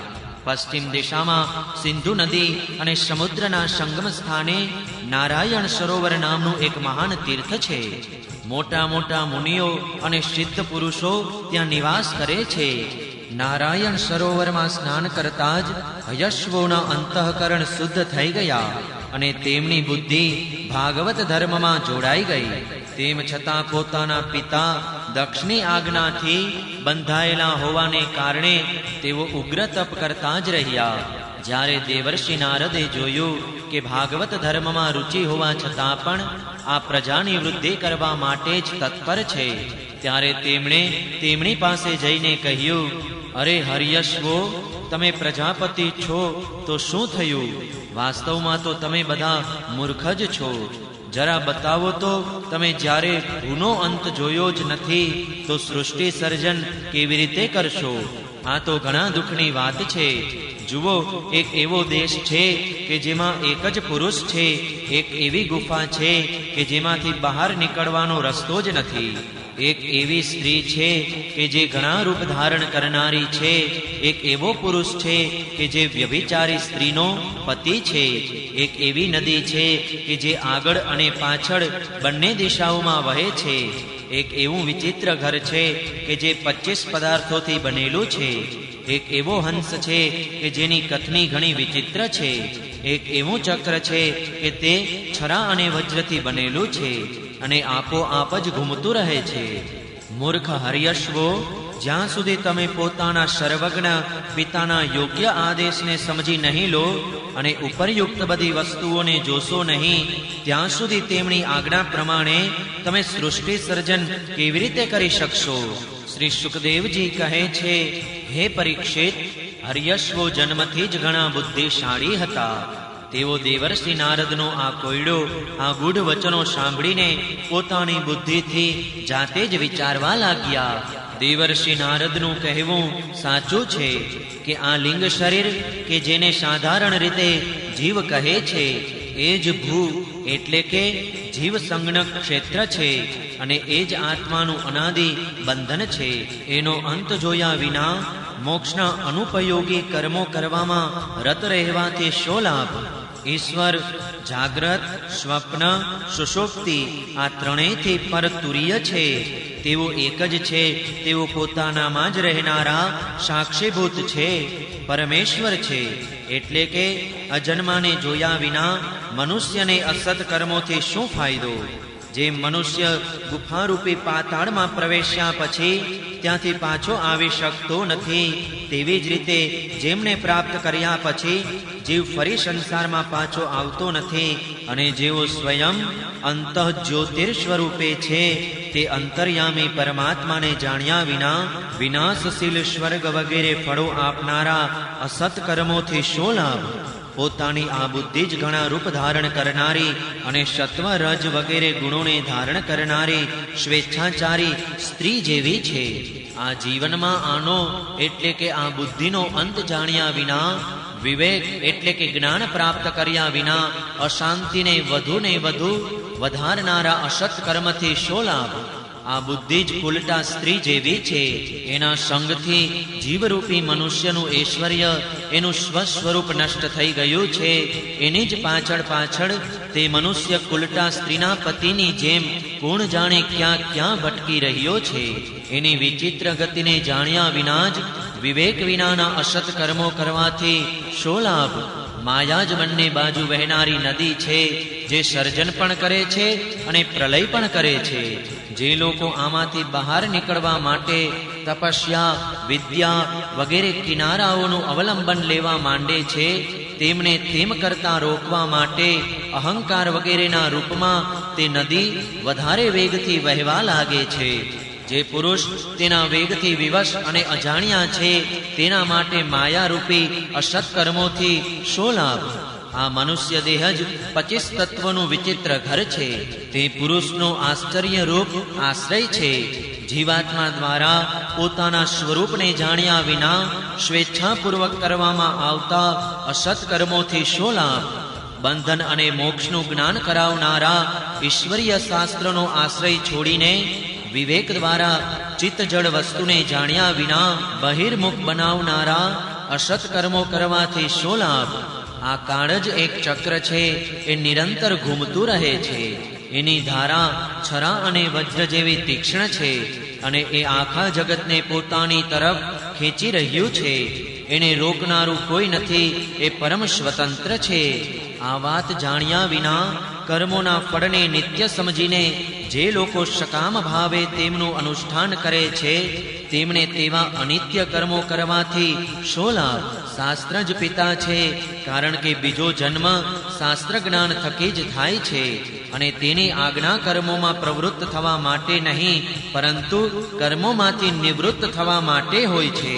પરંતુ જેમનો સકામ કર્મોમાં વિશ્વાસ છે, તેઓ તે કર્મોમાંથી નિવૃત્ત થવાની આજ્ઞાનું પાલન કેવી રીતે કરી શકે?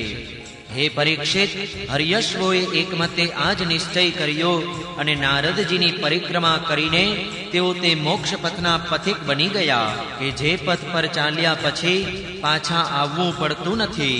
ત્યારબાદ દેવર્ષિ નારદ સ્વર બ્રહ્મમાં સંગીત લહરીમાં અભિવ્યક્ત થયેલા ભગવાન શ્રી કૃષ્ણચંદ્રના ચરણ કમળોમાં પોતાના ચિત્તને અખંડ રૂપે સ્થિર કરીને લોકાંતરોમાં વિચરણ કરવા લાગ્યા. હે પરીક્ષિત, પછી જ્યારે દક્ષ પ્રજાપતિને ખબર પડી કે મારા શીલવાન પુત્રો નારદના ઉપદેશને લીધે કર્તવ્યચ્યુત થઈ ગયા છે, ત્યારે તેઓ શોકથી વ્યાકુળ થઈ ગયા. તેમને ઘણો પશ્ચાતાપ થયો. આ ઉક્તિ બરાબર જ છે કે સારા સંતાન હોવા એ પણ શોકનું જ કારણ છે. બ્રહ્માજીએ દક્ષ પ્રજાપતિને ઘણું સાંત્વના આપ્યું. પછી તેમણે પંચજનની પુત્રી અસિકનીના ગર્ભથી 1000 પુત્રો ઉત્પન્ન કર્યા. તેમના નામ હતા શબલાશ્વ. તેઓ પણ પોતાના પિતા દક્ષ પ્રજાપતિની આજ્ઞા મેળવીને પ્રજાનું સર્જન કરવાના ઉદ્દેશ્યથી તપ કરવા માટે તે જ નારાયણ સરોવર પર ગયા કે જ્યાં જઈને તેમના મોટા ભાઈઓ હર્યશ્વોએ સિદ્ધિ પ્રાપ્ત કરી હતી. ત્યાં જઈને શબલાશ્વોએ તે સરોવરમાં સ્નાન કર્યું.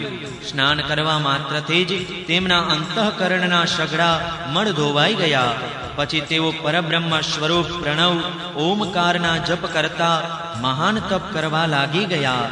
કેટલાક મહિનાઓ માત્ર પાણી અને કેટલાક મહિનાઓ માત્ર હવા પીને જ તેમણે અમે નમસ્કાર પૂર્વક ઓમકાર સ્વરૂપ ભગવાન નારાયણનું ધ્યાન ધરીએ છીએ કે જેઓ વિશુદ્ધ અંતઃકરણમાં નિવાસ કરે છે, સૌના અંતર્યામી છે તથા સર્વવ્યાપક અને પરમહંસ સ્વરૂપ છે. આ મંત્રનું રટણ કરતા રહીને મંત્રાધિપતિ ભગવાનની આરાધના કરી. હે પરીક્ષિત, આ પ્રમાણે દક્ષના પુત્રો શબલાશ્વો પ્રજાના સર્જન માટે તપમાં સંલગ્ન હતા. તેમની પાસે પણ દેવર્ષિ નારદ આવ્યા અને તેમણે પહેલા જેવા જ ગુઢ વચનોથી તેમણે ઉપદેશ આપ્યો. દક્ષ પ્રજાપતિના પુત્રો, આ તમને જે ઉપદેશ આપું છું તે તમે સાંભળો. તમે તમારા જ ભાઈઓના માર્ગનું જ અનુસંધાન કરો. જે ધર્મજ્ઞ ભાઈ પોતાના મોટા ભાઈઓના શ્રેષ્ઠ માર્ગનું અનુસરણ કરે છે તે જ સાચો ભાઈ છે. તે પુણ્યશાળી મનુષ્ય પરમલોકમાં મરુતગણો સાથે આનંદ ભોગવે છે. હે પરીક્ષિત, શબલાશ્વોને આ પ્રમાણે ઉપદેશ આપીને દેવર્ષિ નારદ ત્યાંથી ચાલ્યા ગયા અને તે શબલાશ્વોએ પોતાના ભાઈઓના માર્ગનું જ અનુગમન કર્યું. કારણ કે નારદજીનું દર્શન ક્યારેય વ્યર્થ થતું નથી. તેઓ તે પથના પથિક બન્યા કે જે અંતર્મુખી વૃત્તિથી પ્રાપ્ય અત્યંત સુંદર અને ભગવત પ્રાપ્તિ માટે અનુકૂળ છે. આવા અંતર્મુખી તપસ્વીઓ વીતી ગયેલી રાત્રિઓની જેમ નથી તો હજી સુધી પાછા ફર્યા કે ન તો ભવિષ્યમાં પાછા ફરશે. દક્ષ પ્રજાપતિએ જોયું કે આજ સુધી ઘણા બધા અપશુકન થતા રહ્યા છે. તેથી તેમના ચિત્તમાં પુત્રોના અનિષ્ટની આશંકા થઈ આવી. દરમિયાનમાં તેમને ખબર પડી કે પહેલાની જેમ જ આ વખતે પણ નારદજીએ મારા પુત્રોને ભટકાવી દીધા છે. પોતાના પુત્રો કર્તવ્યચ્યુત થવાથી તેમણે ઘણો શોક થયો અને તેઓ નારદજી પણ ઘણા ક્રુદ્ધ થયા. નારદજી મળ્યા ત્યારે ક્રોધવશ દક્ષ પ્રજાપતિના હોઠ ફફડવા લાગ્યા અને આવેશમાં આવીને તેમણે નારદજીને કહ્યું. દક્ષ પ્રજાપતિએ કહ્યું, અરે દુષ્ટ, તે ખોટે ખોટો સાધુતાનો વેશ ધારણ કરી રાખ્યો છે. અમારા ભલા ભોળા બાળકોને ભિક્ષુકોનો માર્ગ બતાવીને તે અમારો મોટો અપકાર કર્યો છે. હજી તો તેમણે બ્રહ્મચર્યથી ઋષિઓનું ઋણ, યજ્ઞથી દેવતાઓનું ઋણ અને સંતાનોની ઉત્પત્તિથી પિતૃઓનું ઋણ ચૂકવ્યું નથી. હજી તેમણે કર્મફળની નશ્વરતા વિશે પણ કશું વિચાર્યું નથી. એ પહેલા જ હે પાપાત્મા, તે તેમના બંને લોકના સુખને નષ્ટ કરી દીધું છે. સાચે જ તારા હૃદયમાં દયાનો છાંટોય નથી. તું આ પ્રમાણે બાળકોની બુદ્ધિ ભ્રષ્ટ કરતો ફરે છે. તે ભગવાનના પાર્ષદોમાં રહીને તેમની કીર્તિમાં કલંક જ લગાડ્યું છે. સાચે જ તું ઘણો નિર્લજ છે. હું જાણું છું કે ભગવાનના પાર્ષદો હર હંમેશ દુઃખી પ્રાણીઓ પર દયા કરવા આતુર રહે છે, પણ તું તો પ્રેમ ભાવનો વિનાશ કરનારો છે. તું એવા લોકો સાથે પણ વેર રાખે છે કે જેઓ કોઈની સાથે વેર રાખતા નથી. જો તું એમ સમજે છે કે વૈરાગ્યથી જ સ્નેહપાશ વિષયાસક્તિનું બંધન કપાઈ જાય છે, તો તારો એ ખ્યાલ બરાબર નથી. કારણ કે તારા જેવા ખોટે ખોટા વૈરાગ્યનો શ્વાંગ રચનારાઓથી કોઈને વૈરાગ્ય થઈ શકે નહીં. નારદ મનુષ્ય વિષયોનો અનુભવ કર્યા સિવાય તેમની કટુતા જાણી શકે નહીં. તેથી વિષયોની દુઃખરૂપતાનો અનુભવ થતા આપમેળે જેવો વૈરાગ્ય થાય છે તેવો બીજાઓના બહેકાવવાથી થતો નથી. અમે સદગૃહસ્થો છીએ, પોતાના ધર્મની મર્યાદા પાડીએ છીએ. એકવાર આ પહેલા પણ તે અમારો અસહ્ય અપકાર કર્યો હતો, ત્યારે તો અમે તે સહી લીધો હતો. તું તો અમારી વંશ પરંપરાનો ઉચ્છેદ કરવાને જ તત્પર બનેલો છે. તેથી ફરીથી અમારી સાથે દુષ્ટતાનો એ જ વ્યવહાર કર્યો છે. તેથી હે મૂઢ, જા, લોકાંતરમાં ભટકતો રહે. ક્યાંય પણ તારે માટે ઠરવાનું ઠામ ઠેકાણું નહીં હોય. શ્રી શુકદેવજી કહે છે, હે પરીક્ષિત, સંત શિરોમણી દેવર્ષિ નારદે ભલે સારું કહીને દક્ષના શાપનો સ્વીકાર કરી લીધો. સંસારમાં બસ સાધુતા એ જ છે કે બદલો લેવાનું સામર્થ્ય હોય તો પણ બીજાએ કરેલા અપકારને સહી લે. છઠ્ઠા સ્કંદ અંતર્ગત નારદને શાપ નામનો 5મો અધ્યાય સમાપ્ત. જય શ્રી કૃષ્ણ. ઓમ નમો ભગવતે વાસુદેવાય. છઠ્ઠો અધ્યાય દક્ષ પ્રજાપતિની 60 પુત્રીઓના વંશનું વર્ણન શ્રી સુખદેવજી કહે છે, હે પરીક્ષિત, ત્યાર પછી બ્રહ્માજીના ઘણા આગ્રહને કારણે દક્ષ પ્રજાપતિએ પોતાની પત્ની અસિકનીના ગર્ભથી 60 પુત્રીઓ ઉત્પન્ન કરી. તે બધી જ પોતાના પિતા દક્ષને ઘણો પ્રેમ કરતી હતી.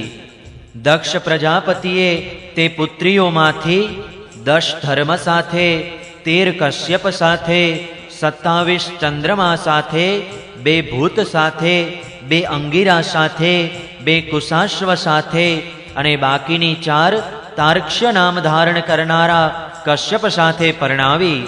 હે પરીક્ષિત, તમે મારી પાસેથી દક્ષની તે પુત્રીઓ અને તેમના સંતાનોના નામ સાંભળો. તેમની વંશ પરંપરા 3 લોકમાં ફેલાયેલી છે. ધર્મની 10 પત્નીઓ હતી.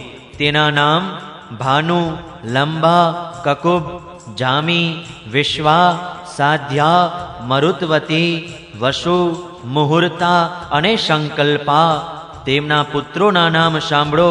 હે રાજન, ભાનુનો પુત્ર દેવઋષભ અને તેનો પુત્ર ઇન્દ્રસેન થયો.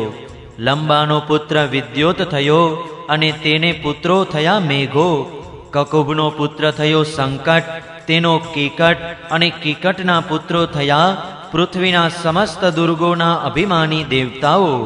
જામીના પુત્રનું નામ હતું સ્વર્ગ અને તેનો પુત્ર થયો નંદી. વિશ્વાના પુત્રો વિશ્વે દેવો થયા, તેમને કોઈ સંતાન ન થયા. સાધ્યાથી સાધ્યો થયા અને તેમનો પુત્ર થયો અર્થસિદ્ધિ. મરુત્વતીના 2 પુત્રો થયા, મરુત્વાન અને જયંત. જયંત ભગવાન વાસુદેવના અંશ છે. તેમને લોકો ઉપેન્દ્ર પણ કહે છે. મુહૂર્તાથી મુહૂર્તના અભિમાની દેવતા ઉત્પન્ન થયા.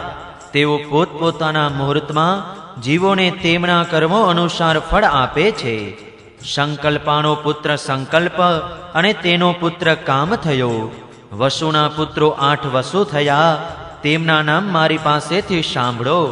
દ્રોણ, પ્રાણ, ધ્રુવ, અર્ક, અગ્નિ, દોષ, વસુ અને વિભા વસુ. દ્રોણની પત્નીનું નામ છે અભિમતી. તેનાથી હર્ષ, શોક, ભય વગેરેના અભિમાની દેવતા ઉત્પન્ન થયા. પ્રાણની પત્ની ઉર્જસ્વતીના ગર્ભથી શહ, આયુ અને પુરોજવ નામે 3 પુત્રો થયા. ધ્રુવની પત્ની ધરણીએ અનેક નગરોના અભિમાની દેવતા ઉત્પન્ન કર્યા. અર્કની પત્ની વાસનાના ગર્ભથી તર્ષ એટલે કે તૃષ્ણા વગેરે પુત્રો થયા. અગ્નિ નામના વસુની પત્ની ધારાના ગર્ભથી દ્રવિણક વગેરે ઘણા બધા પુત્રો ઉત્પન્ન થયા. કૃત્તિકાનો પુત્ર સ્કંદ પણ અગ્નિથી જ ઉત્પન્ન થયો. એનાથી વિશાખ વગેરેનો જન્મ થયો. દોષની પત્ની શર્વરીના ગર્ભથી શિશુમારનો જન્મ થયો. તે ભગવાનનો કલા અવતાર છે. વસુની પત્ની આંગીરસીથી શિલ્પકલાના અધિપતિ વિશ્વકર્માજી થયા. વિશ્વકર્માજીના તેમની પત્ની આકૃતિના ગર્ભથી ચાક્ષુષ મનુ થયા અને તેમના પુત્રો વિશ્વે દેવો અને સાધ્યો થયા. વિભાવસુની પત્ની ઉષાથી 3 પુત્રો થયા. વ્યુષ્ટ, રોચિષ અને આતપ. એમાંના આતપને પંચયામ એટલે કે દિવસ નામનો પુત્ર થયો. એના જ કારણે બધા જીવો પોતપોતાના કાર્યોમાં પ્રવૃત્ત રહે છે. ભૂતની પત્ની દક્ષપુત્રી સ્વરૂપાએ કરોડ રુદ્રો ઉત્પન્ન કર્યા. એમાં રૈવત, અજ, ભવ, ભીમ, વામ, ઉગ્ર, વૃષાકપી, અજૈકપાદ, અહિર્બુધ્ન્ય, બહુરૂપ અને મહાન એ 11 મુખ્ય છે.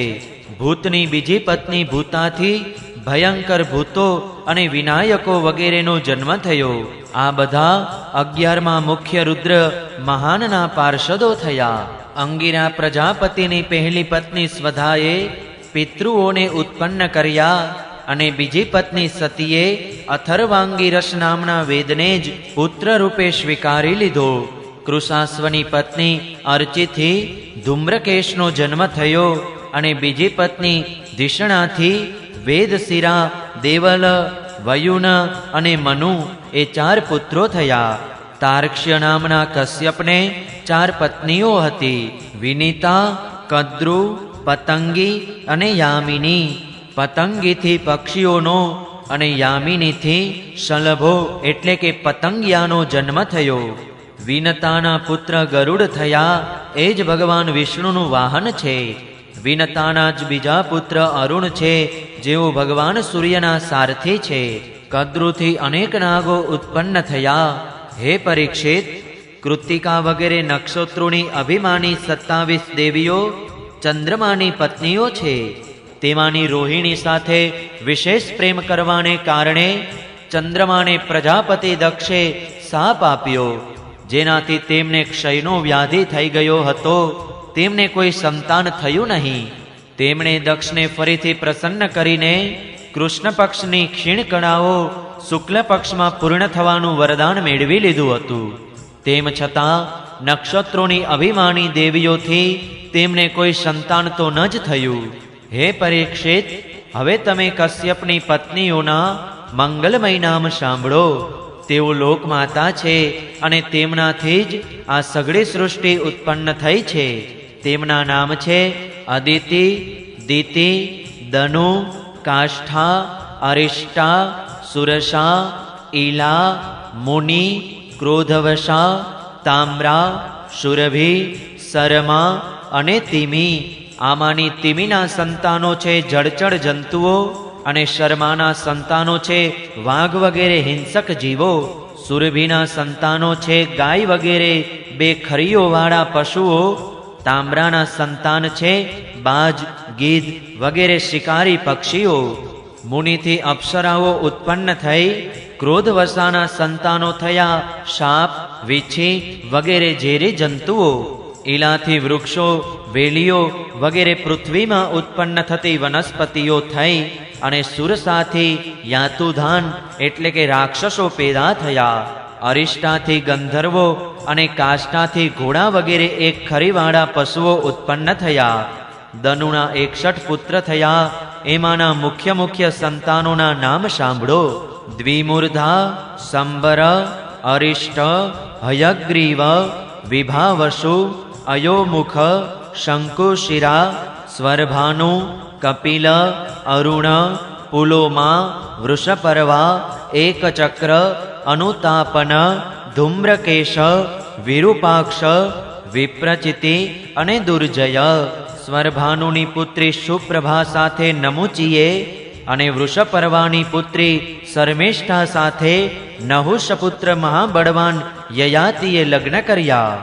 દનુના પુત્ર વૈશ્વાનરને 4 સુંદર પુત્રીઓ હતી. તેમના નામ હતા ઉપાદાનવી, હયશિરા, પુલોમા અને કાલકા. એમાંની ઉપદાનવી સાથે હિરણ્યાક્ષનું અને હયશિરા સાથે ક્રતુનું લગ્ન કર્યું. બ્રહ્માજીની આજ્ઞાથી પ્રજાપતિ ભગવાન કશ્યપે વૈશ્વાનરની બાકીની 2 પુત્રીઓ પુલોમા અને કાલકા સાથે લગ્ન કર્યું. એનાથી પૌલોમ અને કાલકેય નામના 60,000 યુદ્ધવીર દાનવો થયા. એમનું જ બીજું નામ નિવાત કવચ હતું. તેઓ યજ્ઞ કર્મમાં વિઘ્નો નાખતા હતા. તેથી હે પરીક્ષિત, તમારા દાદા અર્જુને ઇન્દ્રને પ્રસન્ન કરવા માટે તેમણે મારી નાખ્યા હતા. આ તે દિવસોની વાત છે કે જ્યારે અર્જુન સ્વર્ગમાં ગયા હતા. વિપ્રચિત્તિના પત્ની સિંહિકાના ગર્ભથી 101 પુત્રો ઉત્પન્ન થયા. એમાં સૌથી મોટો હતો રાહુ, કે જેની ગણના ગ્રહોમાં થવા પામી. બાકીના 100 પુત્રો કેતુ એવા એક જ નામે જાણીતા હતા. હે પરીક્ષિત, હવે ક્રમશઃ અદિતિની વંશ પરંપરા સાંભળો. આ વંશમાં સર્વવ્યાપી દેવાદિદેવ નારાયણે પોતાના અંશથી વામન રૂપે અવતાર લીધો હતો. અદિતિના પુત્રો હતા વિવસ્વાન, અર્યમા, પૂષા, ત્વષ્ટા, સવિતા, ભગ, ધાતા, વિધાતા, વરુણ, મિત્ર, ઇન્દ્ર અને ત્રિવિક્રમ એટલે કે વામન. આજ 12 આદિત્યો કહેવાય છે. વિવસ્વાનની પત્ની મહાભાગ્યશાળી સંજ્ઞાના ગર્ભથી શ્રાદ્ધદેવ એટલે કે વૈવસ્વત મનુ અને યમીનું જોડકું પેદા થયા. સંજ્ઞાએ જ અશ્વિની એટલે કે ઘોડીનું રૂપ ધારણ કરીને ભગવાન સૂર્ય દ્વારા ભૂલોકમાં બંને અશ્વિની કુમારોને જન્મ આપ્યો. વિવસ્વાનની બીજી પત્ની હતી છાયા. તેના સનેશ્વર અને સાવરણી મનુ નામના બે પુત્રો થયા અને તપતી નામની એક પુત્રી ઉત્પન્ન થઈ. તપતીએ સંવર્ણને પતિ તરીકે વર્ણ કર્યા.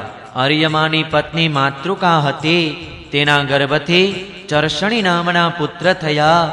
તેઓ કર્તવ્ય અકર્તવ્યના જ્ઞાનથી યુક્ત હતા.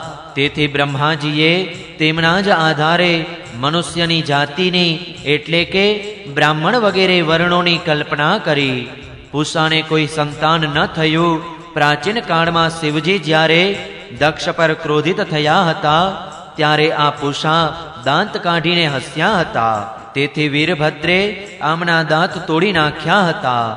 ત્યારથી પૂષા પીસેલું અનાજ જ ખાય છે. દૈત્યોની નાની બહેન કુમારી રચના ત્વષ્ટાની પત્ની હતી. રચનાના ગર્ભથી બે પુત્રો થયા, સન્નિવેશ અને પરાક્રમી વિશ્વરૂપ.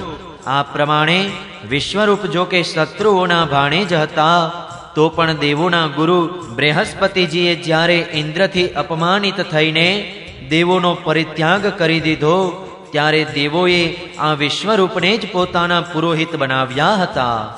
છઠ્ઠા સ્કંદ અંતર્ગત છઠ્ઠો અધ્યાય સમાપ્ત. જય શ્રી કૃષ્ણ. ઓમ નમો ભગવતે વાસુદેવાય. સાતમો અધ્યાય બૃહસ્પતિજીએ કરેલો દેવોનો ત્યાગ અને વિશ્વરૂપની દેવગુરુ તરીકે વર્ણી. રાજા પરીક્ષિતે પૂછ્યું, હે ભગવાન, દેવોના આચાર્ય બૃહસ્પતિજીએ પોતાના પ્રિય શિષ્યો એવા દેવોનો ક્યાં કારણે ત્યાગ કર્યો હતો? દેવોએ પોતાના ગુરુજીનો એવો કયો અપરાધ કર્યો હતો તે તમે મને કહી બતાવો. શ્રી શુકદેવજીએ કહ્યું, હે રાજન, ઇન્દ્રને ત્રણેય લોકનું ઐશ્વર્ય મળવાથી ઘમંડ થયો હતો. આ ઘમંડને કારણે તેઓ ધર્મની મર્યાદાનું અને સદાચારનું ઉલ્લંઘન કરવા લાગ્યા હતા. એક દિવસની વાત છે. તેઓ ભરી સભામાં પોતાની પત્ની સચી સાથે ઊંચા સિંહાસન પર બેઠેલા હતા. 49 મરુતો, 8 વસુઓ, 11 રુદ્રો, આદિત્યો, ઋષભો, વિશ્વે દેવો, સાધ્યો અને બંને અશ્વિની કુમારો તેમની સેવામાં ઉપસ્થિત હતા. સિદ્ધો, ચારણો, ગંધર્વો, બ્રહ્મવાદી મુનિઓ, વિદ્યાધરો, અપ્સરાઓ, કિન્નરો, પક્ષીઓ અને નાગો તેમની સેવા અને સ્તુતિ કરી રહ્યા હતા. બધી બાજુએ લલિત સ્વરે દેવરાજ ઇન્દ્રની કીર્તિનું ગાન થઈ રહ્યું હતું. તેમની ઉપર ચંદ્રમંડળ જેવું સુંદર શ્વેત છત્ર શોભતું હતું. ચામર, ઝૂલણા વગેરે મહારાજને અનુરૂપ સામગ્રીઓ યથાસ્થાને સજાયેલી હતી. આ દિવ્ય સભામાં દેવરાજ ઘણા જ સુશોભિત થઈ રહ્યા હતા. આ જ સમયે દેવરાજ ઇન્દ્રના અને સમસ્ત દેવોના પરમ આચાર્ય બૃહસ્પતિજી ત્યાં પધાર્યા. તેમણે દેવો દાનવો બધા જ નમસ્કાર કરે છે. ઇન્દ્રએ જોયું કે તેઓ સભામાં પધાર્યા છે, પરંતુ તેઓ ન તો ઊભા થયા કે ન તો આસન વગેરે આપીને ગુરુદેવનો સત્કાર પણ કર્યો. અરે, તેઓ પોતાના આસનમાંથી હાલ્યા ચાલ્યા શુદ્ધ્યા પણ નહીં. ત્રિકાળદર્શી સમર્થ બૃહસ્પતિજીએ જોયું કે આ ઐશ્વર્યના મદનો દોષ છે. બસ તેઓ તરત જ ત્યાંથી બહાર નીકળી ગયા અને પોતાના ઘરે ચાલ્યા ગયા. હે પરીક્ષિત, ત્યારે જ દેવરાજ ઇન્દ્રને ભાન થયું અને તેઓ સમજી ગયા કે મેં પોતાના ગુરુની અવગણના કરી છે. તેઓ સભામાં પોતે જ પોતાની નિંદા કરવા લાગ્યા. અરે રે હાય, ભારે ખેદની વાત છે કે મેં મૂર્ખતાપૂર્વક ઐશ્વર્યના મદને લીધે સભામાં પોતાના ગુરુદેવનો તિરસ્કાર કર્યો. સાચે જ મારું આ કૃત્ય ઘણું જ નિંદનીય છે. ભલા કયો વિવેકી મનુષ્ય આ સ્વર્ગીય રાજલક્ષ્મીને મેળવવાની ઈચ્છા કરશે? જુઓ તો ખરા, આજે એણે જ મને દેવરાજને પણ અસુરોના જેવા રજોગુણી ભાવથી ભરી દીધો. જે લોકો એવું કહે છે કે સાર્વભૌમ સિંહાસન પર બેઠેલા સમ્રાટે કોઈનું પણ આગમન થતાં રાજ્ય સિંહાસન પરથી ઊભા ન થવું જોઈએ. તેઓ ધર્મના વાસ્તવિક સ્વરૂપને જાણતા નથી. આવો ઉપદેશ કરનારાઓ કુમાર્ગ તરફ જ લઈ જાય છે. તેઓ સ્વયં ઘોર નરકમાં પડે છે અને તેમની વાતનો જે લોકો વિશ્વાસ કરે છે તેઓ પથ્થરની નાવની જેમ ડૂબી જાય છે. મારા ગુરુદેવ બૃહસ્પતિજી તો જ્ઞાનના અગાધ સમુદ્ર છે. મેં ભારે દુષ્ટતા આચરી છે. હવે હું તેમના ચરણોમાં મસ્તક ટેકવીને તેમને પ્રસન્ન કરીશ. હે પરીક્ષિત, દેવરાજ ઇન્દ્ર આ પ્રમાણે વિચારી રહ્યા હતા ત્યારે જ ભગવાન બૃહસ્પતિજી પોતાના ઘરમાંથી બહાર નીકળીને યોગ બળથી અંતર્ધાન થઈ ગયા. દેવરાજ ઇન્દ્રે પોતાના ગુરુદેવને ઘણા શોધ્યા, પરંતુ તેમનો ક્યાંય પત્તો લાગ્યો નહીં.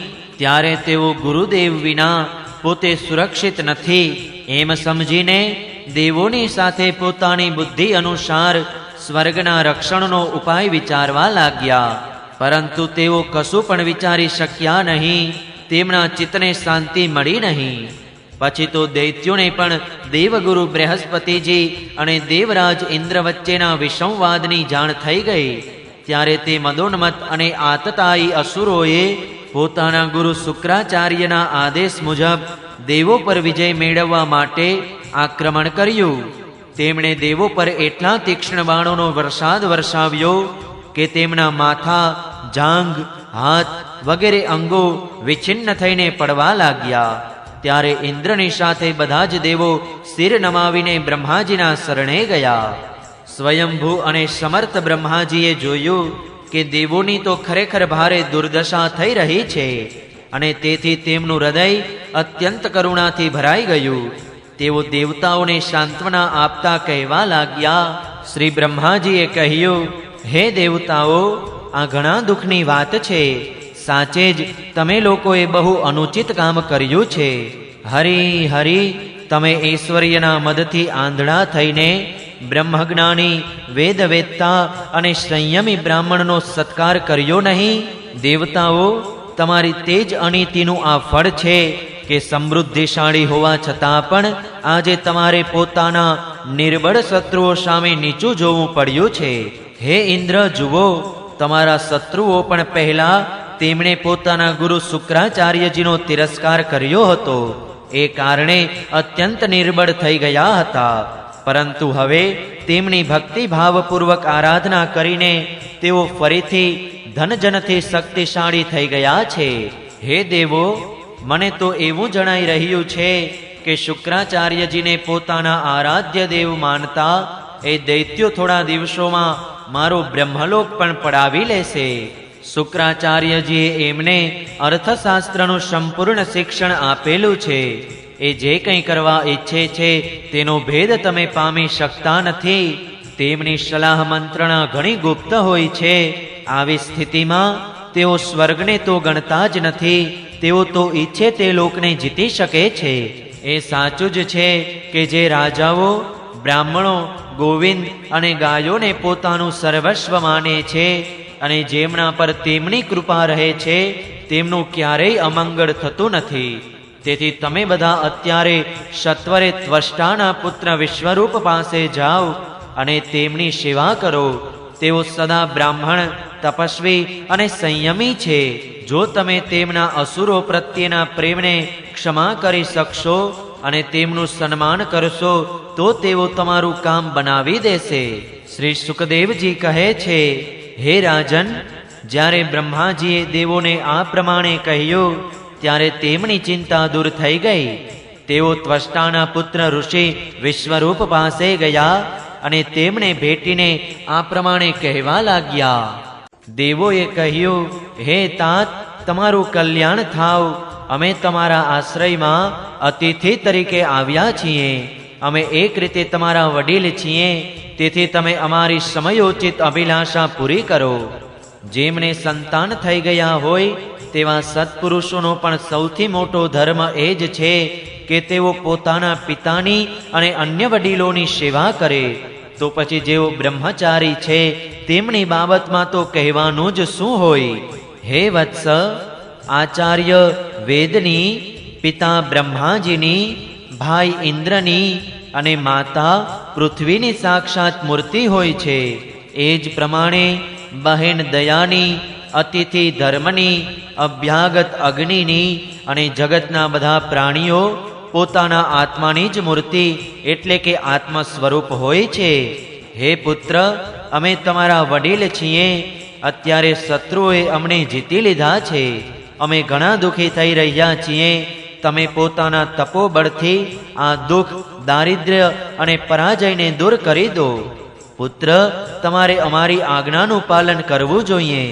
તમે બ્રહ્મનિષ્ઠ બ્રાહ્મણ છો, તેથી જન્મથી જ તમે અમારા ગુરુ છો.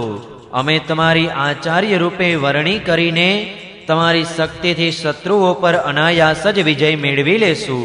પુત્ર, જરૂર પડીએ પોતાનાથી ઉંમરમાં નાના હોય તેમને પણ નમન કરવું એ નિંદનીય નથી. અવસ્થાને લીધે કોઈ મોટું નથી. આપને વેદોનું જ્ઞાન છે, તેથી આપ જ મોટા છો. શ્રી સુખદેવજી કહે છે, હે પરીક્ષિત, જ્યારે દેવોએ આ પ્રમાણે પોતાનું પુરોહિતપણું કરવા માટે વિશ્વરૂપને પ્રાર્થના કરી, ત્યારે પ્રસન્ન થયેલા પરમ તપસ્વી વિશ્વરૂપે તેમને અત્યંત પ્રિય અને મધુર વાણીમાં કહ્યું. વિશ્વરૂપે કહ્યું, પુરોહિત પદનું કામ બ્રહ્મતેજને ક્ષીણ કરે છે. તેથી ધર્મશીલ મહાત્માઓએ તેની નિંદા કરી છે. પરંતુ હે દેવો, તમે મારા સ્વામી છો અને પોતે લોકના ઈશ્વરો હોવા છતાં પણ મને તેના માટે પ્રાર્થના કરી રહ્યા છો. આવી સ્થિતિમાં મારા જેવી વ્યક્તિ ભલા તેનો અનાદર કેવી રીતે કરી શકે? હું તો તમારો સેવક છું. તમારી આજ્ઞાઓનું પાલન કરવું એ જ મારો ધર્મ છે. હે દેવો, અમે તો અકિંચન છીએ. ખેતીની ફસલ લેવાઈ ગયા પછી અથવા અનાજની દુકાન ઉઠાવી લેવાયા પછી ત્યાં પડી રહેલા દાણા વીણી લાવીએ છીએ અને તેનાથી જ દેવોનું તથા પિતૃઓનું કાર્ય સંપન્ન કરી લઈએ છીએ. હે લોકપાલો, આ પ્રમાણે મારો નિર્વાહ થઈ જ રહ્યો છે. તો હું પુરોહિતપણાની નિંદનીય વૃત્તિ શા માટે કરું? એનાથી તો માત્ર તે લોકો જ પ્રસન્ન થાય છે જેમની બુદ્ધિ ભ્રષ્ટ થઈ ગઈ હોય. જે કામ તમે બધા મારી પાસે કરાવવા માંગો છો તે નિંદનીય છે, છતાં પણ હું તમારું કામ કરવાની ના કહી શકતો નથી. કારણ કે તમારી પ્રાર્થના એટલે કે માગણી કેટલી સ્વલ્પ છે. તેથી તમારી પ્રાર્થના પ્રમાણેનું સર્વ કાંઈ હું સંપત્તિ અને પ્રાણ થકી સિદ્ધ કરીશ. શ્રી સુખદેવજી કહે છે, હે પરીક્ષિત, વિશ્વરૂપ મહાન તપસ્વી હતા. દેવો સમક્ષ આવી પ્રતિજ્ઞા એટલે કે સંકલ્પ કરીને તેમની વરણી કરવાથી તેઓ પરમ સમાધિપૂર્વક એટલે કે પૂરેપૂરી લગનથી તેમનું પુરોહિતપણું કરવા લાગ્યા. જો કે શુક્રાચાર્યજીએ પોતાના નીતિબળથી અસુરોની સંપત્તિ સુરક્ષિત કરી દીધેલી હતી, તો પણ સમર્થ વિશ્વરૂપે વૈષ્ણવી વિદ્યાના પ્રભાવથી તેમની પાસેથી તે સંપત્તિ પડાવી લઈને દેવરાજ ઇન્દ્રને અપાવી દીધી. હે રાજન, જે વિદ્યાથી સુરક્ષિત થઈને ઇન્દ્રે અસુરોની સેના પર વિજય મેળવ્યો હતો તેનો ઉપદેશ તેમને ઉદાર બુદ્ધિ વિશ્વરૂપે જ કર્યો હતો. છઠ્ઠા સ્કંદ અંતર્ગત 7મો અધ્યાય સમાપ્ત. જય શ્રી કૃષ્ણ. ઓમ નમો ભગવતે વાસુદેવાય. 8મો અધ્યાય નારાયણ કવચનો ઉપદેશ.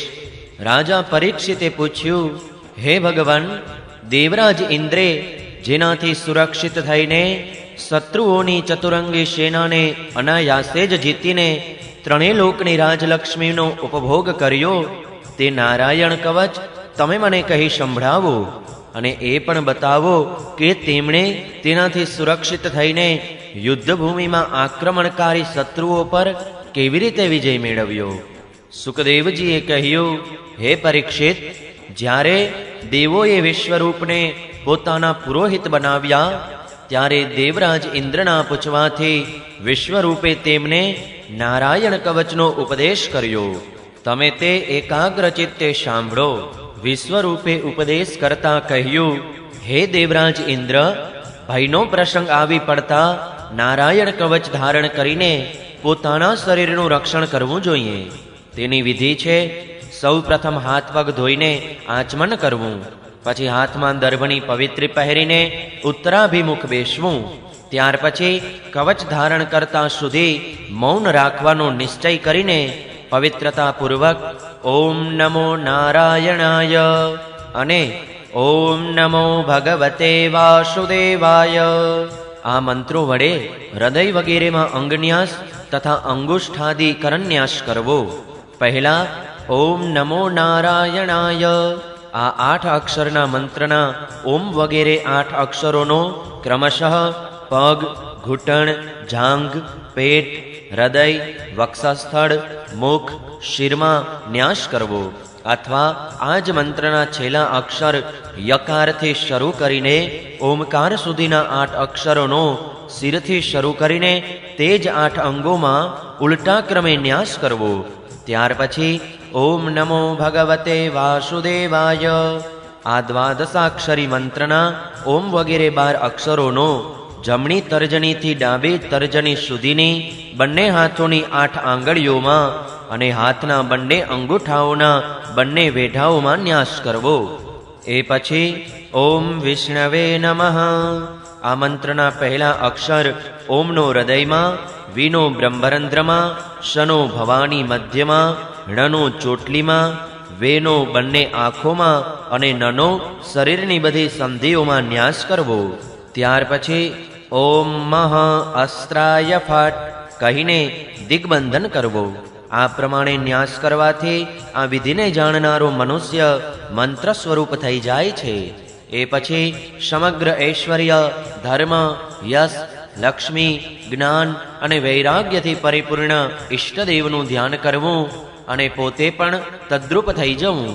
ત્યાર પછી વિદ્યા, તેજ અને તપ સ્વરૂપ આ કવચનો પાઠ કરવો.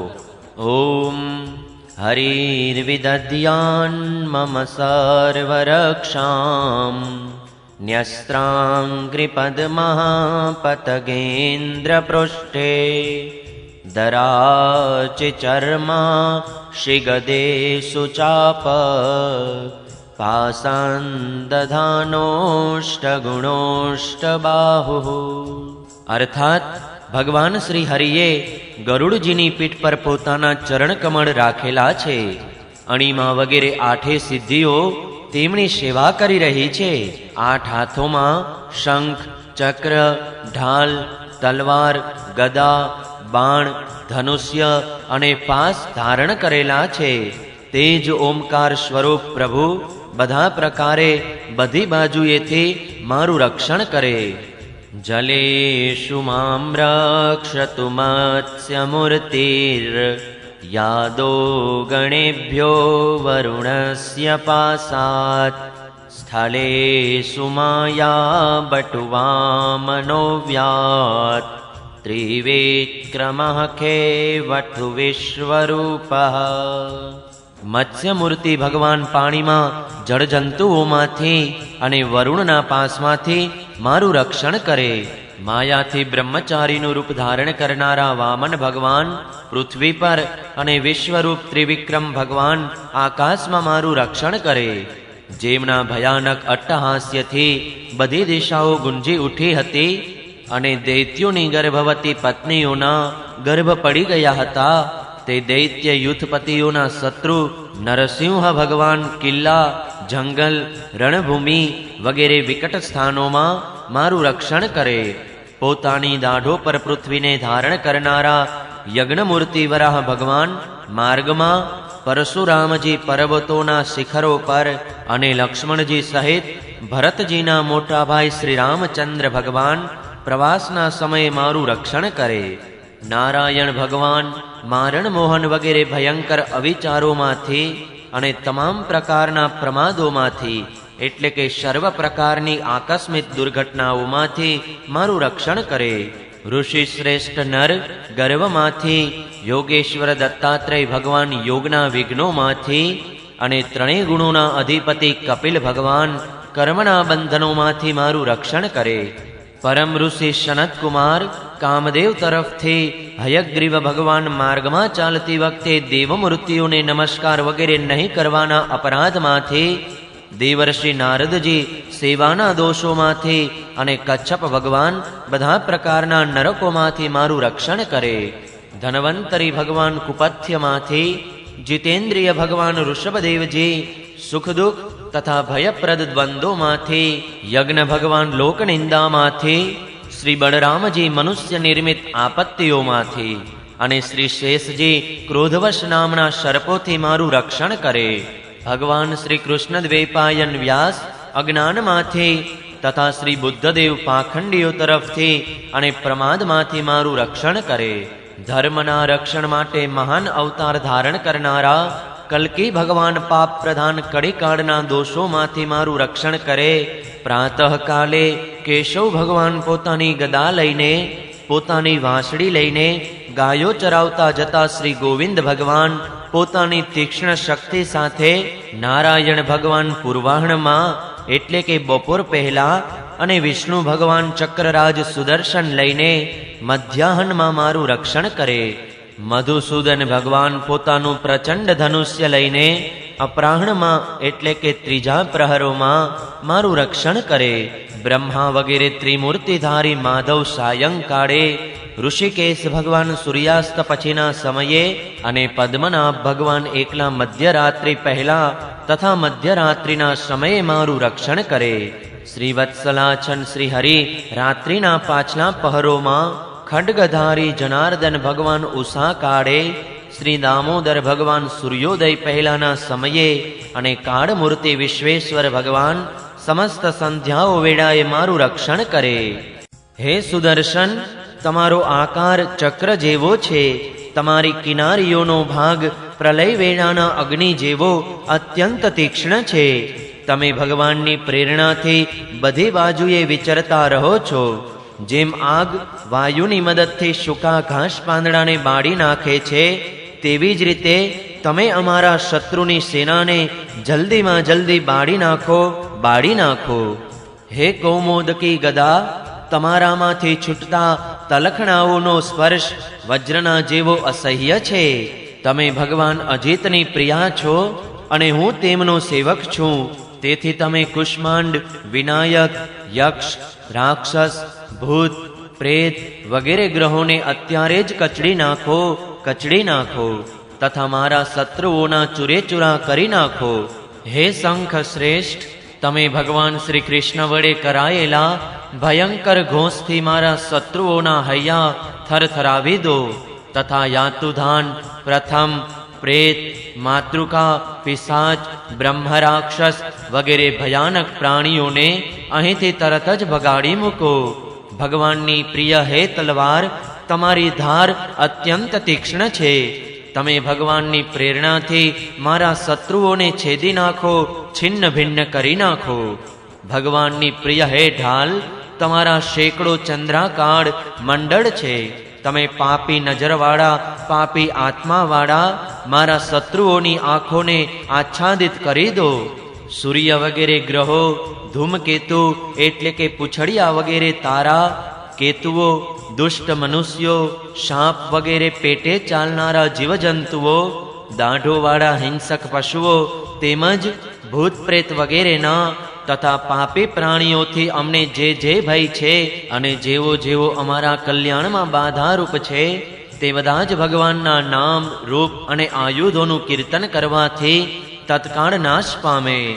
બૃહદ, રથંતર વગેરે સામવેદીય સ્તોત્રોથી જેમની સ્તુતિ કરવામાં આવે છે, તે વેદમૂર્તિ ભગવાન ગરુડ અને વિશ્વક્સેનજી પોતાના નામોચ્ચારના પ્રભાવથી અમારું બધા પ્રકારની આપત્તિઓમાંથી રક્ષણ કરે. શ્રી હરિના નામ, રૂપ, વાહન, આયુધો અને એમના શ્રેષ્ઠ પાર્ષદો અમારી બુદ્ધિ, ઇન્દ્રિયો, મન અને પ્રાણનું બધા પ્રકારની આપત્તિઓમાંથી રક્ષણ કરે. જેટલા પણ કાર્યો છે અથવા કારણરૂપ જગત છે, તે સર્વ વાસ્તવમાં ભગવાનના જ છે. આ સત્યના પ્રભાવે અમારા તમામ ઉપદ્રવોનો નાશ થઈ જાય. જે લોકોએ બ્રહ્મ અને આત્માના એક્યનો અનુભવ કરી લીધો છે, તેમની દ્રષ્ટિમાં ભગવાનનું સ્વરૂપ સમસ્ત વિકલ્પો ભેદો વિનાનું છે અને છતાંય તેઓ પોતાની માયા શક્તિ વડે ભૂષણ, આયુધ અને રૂપ નામની શક્તિઓ ધારણ કરે છે. આ વાત નિશ્ચિતપણે સાચી છે. આ કારણે સર્વજ્ઞ સર્વવ્યાપક ભગવાન શ્રી હરિ સદૈવ સર્વત્ર બધા સ્વરૂપોથી અમારું રક્ષણ કરે.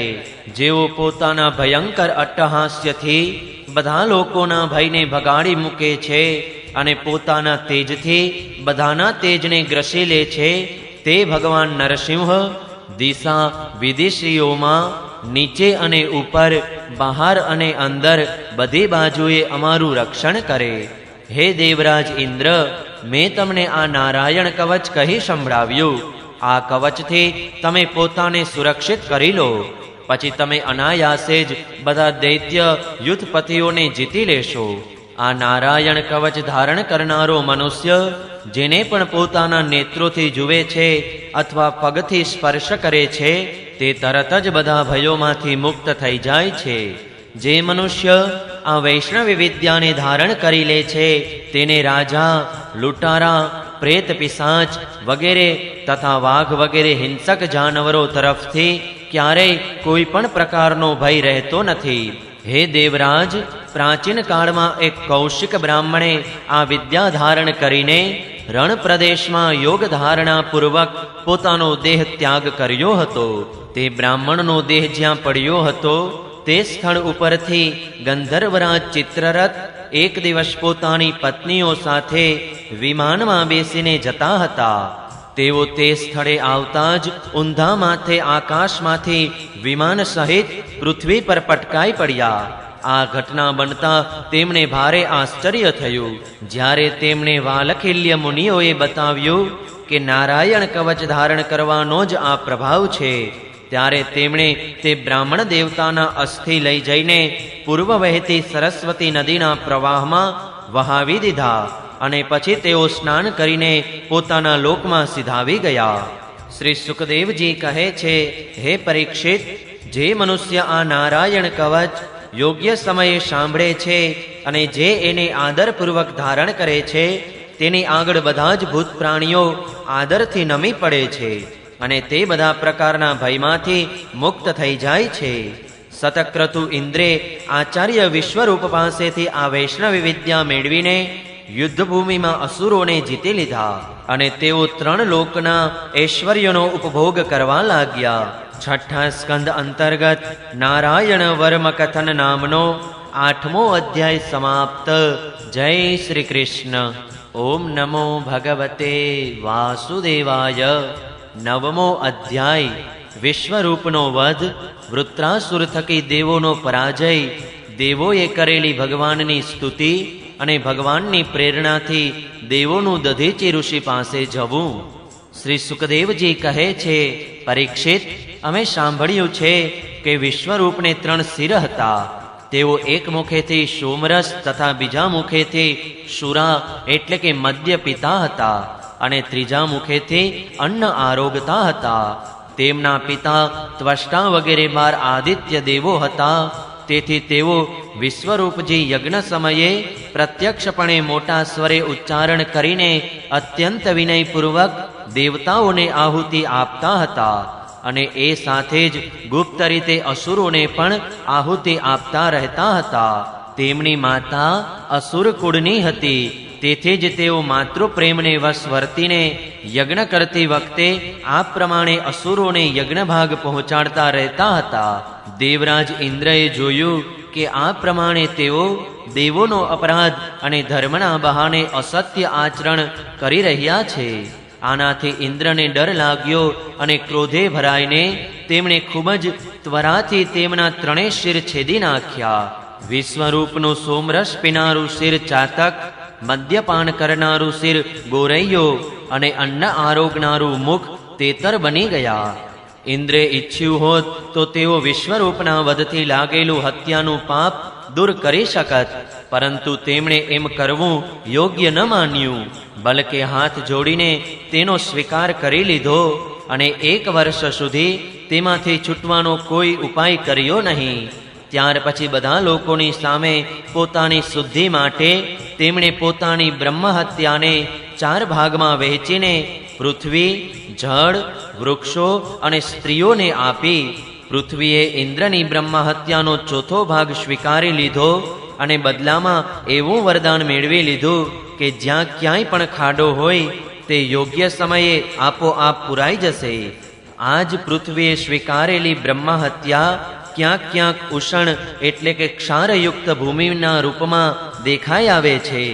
બીજો ચતુર્થાંશ વૃક્ષે સ્વીકારી લીધો અને તેમણે એવું વરદાન મેળવ્યું કે તેમનો કોઈ ભાગ કપાઈ જાય તો પણ તે પાછો જોડાઈ જશે. તેમનામાં અત્યારે પણ ગુંદર રૂપે બ્રહ્મહત્યા દેખાઈ આવે છે. સ્ત્રીઓએ તે બ્રહ્મહત્યાનો ત્રીજો ચતુર્થાંશ સ્વીકારી લીધો અને તેઓ સદૈવ પુરુષોનો સહવાસ કરી શકે એવું વરદાન મેળવ્યું. તેમની બ્રહ્મહત્યા દર મહિને રજરૂપે દેખાઈ આવે છે. પાણીએ બ્રહ્મહત્યાનો ચોથો ચતુર્થાંશ સ્વીકારી લીધો અને વરદાન મેળવી લીધું કે વપરાશ થવા છતાં પણ ઝરણું વગેરે રૂપે તેની વૃદ્ધિ થતી જ રહેશે. ફીણ, પરપોટા વગેરે રૂપે તે બ્રહ્મહત્યા દેખાઈ આવે છે અને તેથી મનુષ્યો તેમણે દૂર કરીને પાણી લેતા રહે છે. વિશ્વરૂપના મૃત્યુ પછી તેમના પિતા ત્વષ્ટા, હે ઇન્દ્ર શત્રુ, તમારી અભિવૃદ્ધિ થાવ અને જલ્દીમાં જલ્દી તમે શત્રુને મારી નાખો. આ પ્રમાણે ઇન્દ્રનો શત્રુ પેદા કરવા માટે હવન કરવા લાગ્યા. યજ્ઞ સમાપ્ત થયા પછી અન્વાહાર્ય પચન નામના અગ્નિમાંથી એક મોટો ભયાનક પુરુષ દૈત્ય પ્રગટ થયો. તે એવો દેખાતો હતો કે જાણે લોકોનો નાશ કરવા માટે પ્રલયકાલીન વિકરાળ કાળ જ ઉત્પન્ન થયો હોય. હે પરીક્ષિત, તે દરરોજ પોતાના શરીરમાંથી બધી બાજુએ એક બાણ જેટલો વધતો રહેતો હતો. તે બળેલા પહાડ જેવો કાળો અને ભારે શરીરવાળો હતો. તેના શરીરમાંથી સંધ્યાકાળના વાદળો જેવી આભા નીકળતી હતી.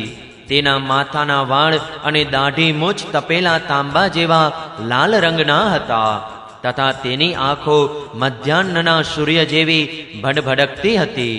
ચમકતી 3 અણીઓ વાળું ત્રિશૂળ લઈને જ્યારે તે નાચતો, બરાડતો અને કૂદતો હતો ત્યારે પૃથ્વી કંપી ઉઠતી હતી અને એવું લાગતું હતું કે તેણે તે ત્રિશૂળ પર અંતરિક્ષને ઉપાડી રાખેલું છે.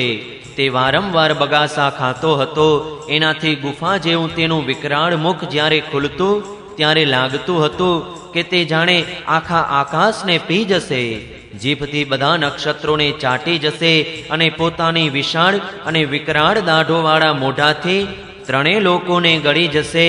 તેનું ભયાનક રૂપ જોઈને બધા લોકો ભયભીત થઈ ગયા અને આમ તેમ ભાગવા લાગ્યા.